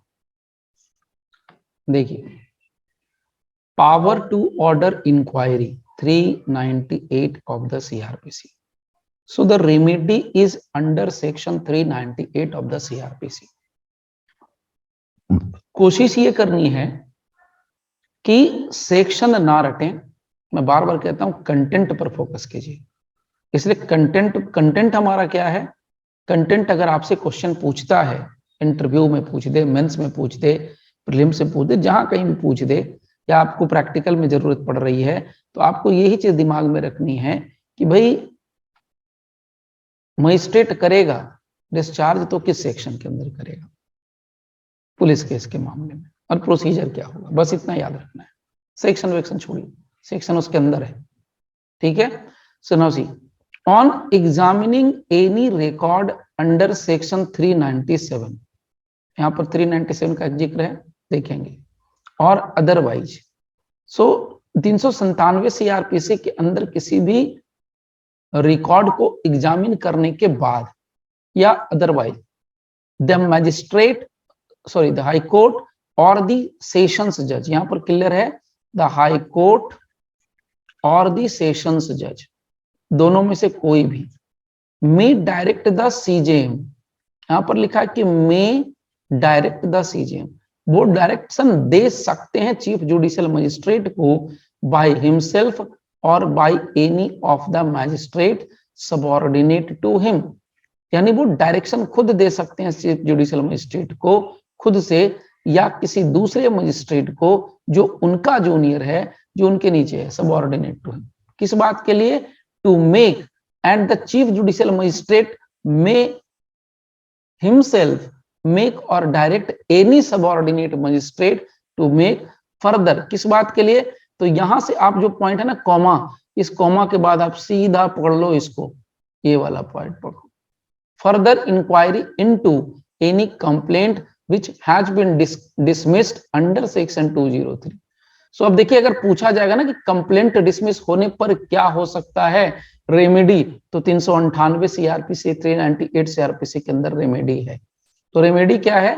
विच has been dismissed under section 203 CrPC, तो उसमें further inquiry is the remedy. यहां पर मार्क कर दे रहा हूं, further inquiry into any complaint, तो इंक्वायरी हो सकती है फर्दर, ये रेमेडी है। और देखिए, और सबसेक्शन 4 204 का सब सेक्शन 4 यहाँ पर उसकी बात करिए, अंदर सेक्शन 203 में पढ़ा है अगर कोई तो वो हो गया डिसमिस, या 204 सीआरपीसी के अंदर जो सब सेक्शन 4 में अगर कोई पढ़ा है कंप्लेंट तो उसको डिसमिस हो गया तो, या into the case of any person accused of an offence, यहाँ पर क्लियर है, into the case of any person accused of an offence who has been discharge. So any person accused of an offense who has been discharged. One more time, any person accused of an offense, any person accused of an offense. तो कोई भी व्यक्ति जो accused था, who has been discharged, जिसको discharge कर दिया गया, तो जो accused था उसको डिस्चार्ज कर दिया गया, तो अब रेमेडी क्या होगी? Power to order inquiry, further inquiry. आगे सुनिए प्रोवाइजो वाला पार्ट. प्रोवाइजो बहुत जरूरी है, प्रोवाइजो को छोड़ना नहीं है. प्रोवाइजो कहता है no court shall make any direction, मतलब ना हाई कोर्ट कोई डायरेक्शन दे सकता है, ना सेशंस कोर्ट कोई डायरेक्शन दे सकता है, ना सेशन जज कोई डायरेक्शन दे सकते हैं. Under this section, section 398 CrPC के तहत कोई भी डायरेक्शन नहीं दे सकता for inquiry into the case, case के अंदर किसी तरह का इंक्वायरी करने के लिए कोई डायरेक्शन नहीं दे सकता of any person who has been discharge, जिसको डिस्चार्ज किया जा चुका है, who has been discharged, unless जब तक कि such person has had an opportunity, जिस पर्सन की बात कर रहे हैं जिसको डिस्चार्ज किया जा चुका है, हैज बीन डिस्चार्ज, उसको जब तक कि कोई अपॉर्चुनिटी नहीं दी गई हो, showing cause why such direction should not be made. तो भैया तुमको डिस्चार्ज किए हैं तो भैया आप क्यों न तुम्हारा डिस्चार्ज को खत्म कर दें, या डिस्चार्ज क्यों करें, उसके पॉइंट पर अगर जब तक कि कोई शो कॉज नहीं आता है तब तक हम उसको कुछ भी नहीं करेंगे. 398. इसके अलावा एक और ऑप्शन बनता है एंड दैट इज रिवीजन, तो उसमें कोई टेंशन नहीं है. तो जरा 2 पॉइंट जल्दी से नोट कर लेते हैं, मामला हो गया खत्म. सो रेमेडीज में लिख लीजिए एक line.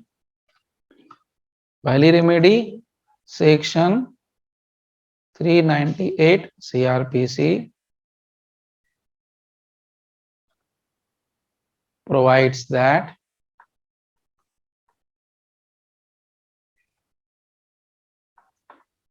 whenever any accused have been discharged, the aggrieved complainant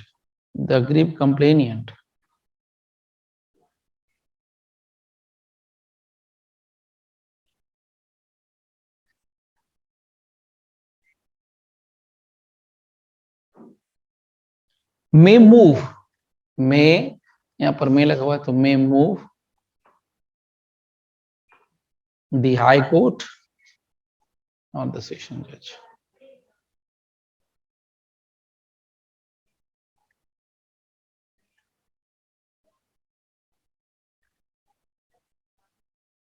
For further, for order, for yes लिख दिया, for ordering further inquiry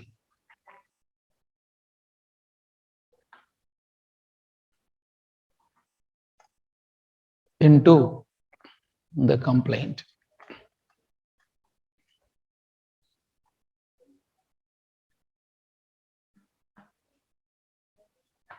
After giving an opportunity to the accused, ये लिख लाइन खत्म हो गई.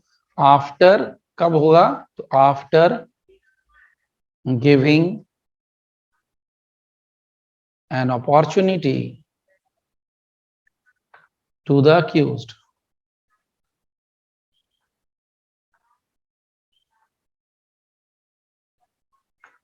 to show cause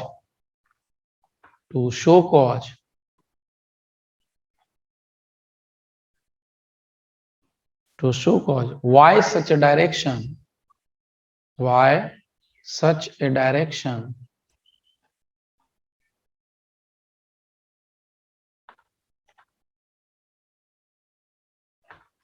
should not be made out. क्यों नहीं ऐसा करना चाहिए, should not be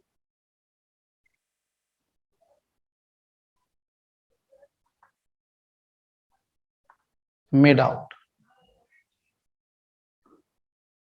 और दूसरा जो है सीधा लिख दीजिए शॉर्ट में, बस रिवीजन, उसमें ज्यादा कुछ करने के लिए नहीं है। तो these are the two remedies available. So revision is against an order, दोनों में हो सकता है, 239 का मामला होगा तो भी या 245 का होगा तो भी, दोनों ही मामलों में revision is possible. Okay, now last point यहाँ पे याद रखिएगा, लास्ट का लास्ट, कि जो भी हमारे पास सेक्शन है, चाहे वो 239 हो, चाहे 245 हो, चाहे 230 हो, जो भी है यहाँ पर, सॉरी 239 240 भी अगर है, ये भी सेक्शंस हैं, तो ये सेक्शंस अपने आप में कंप्लीट हैं। चाहे 239 245 है, ये अपने आप में कंप्लीट है, इसमें हम लोगों को कुछ भी छेड़छाड़ करने की जरूरत नहीं है। These all are complete provisions. तो कुल मिलाकर के सीन क्या बना, what is the total scene, क्या हम लोगों को समझ में आया, क्या सीखा हम लोगों ने? सीधा पॉइंट एक ही है जो मैंने बार बार रिपीट करा इस पूरे सेशन के अंदर, उसमें हम लोगों ने डिस्कस किया कि भैया पुलिस केस है, पुलिस केस में हमारे मजिस्ट्रेट साहब हैं, तो पुलिस केस में मजिस्ट्रेट साहब ने वारंट ट्रायल के मामले में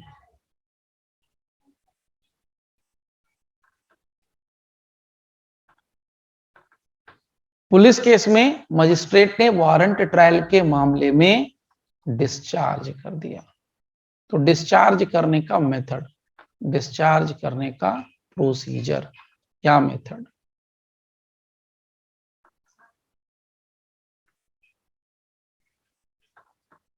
this is the point we have discussed in this part. Okay, तो ये था अपना सेक्शन 239। इसको मैं यहीं पर करता हूं स्टॉप, रुकिए जस्ट अ सेकेंड।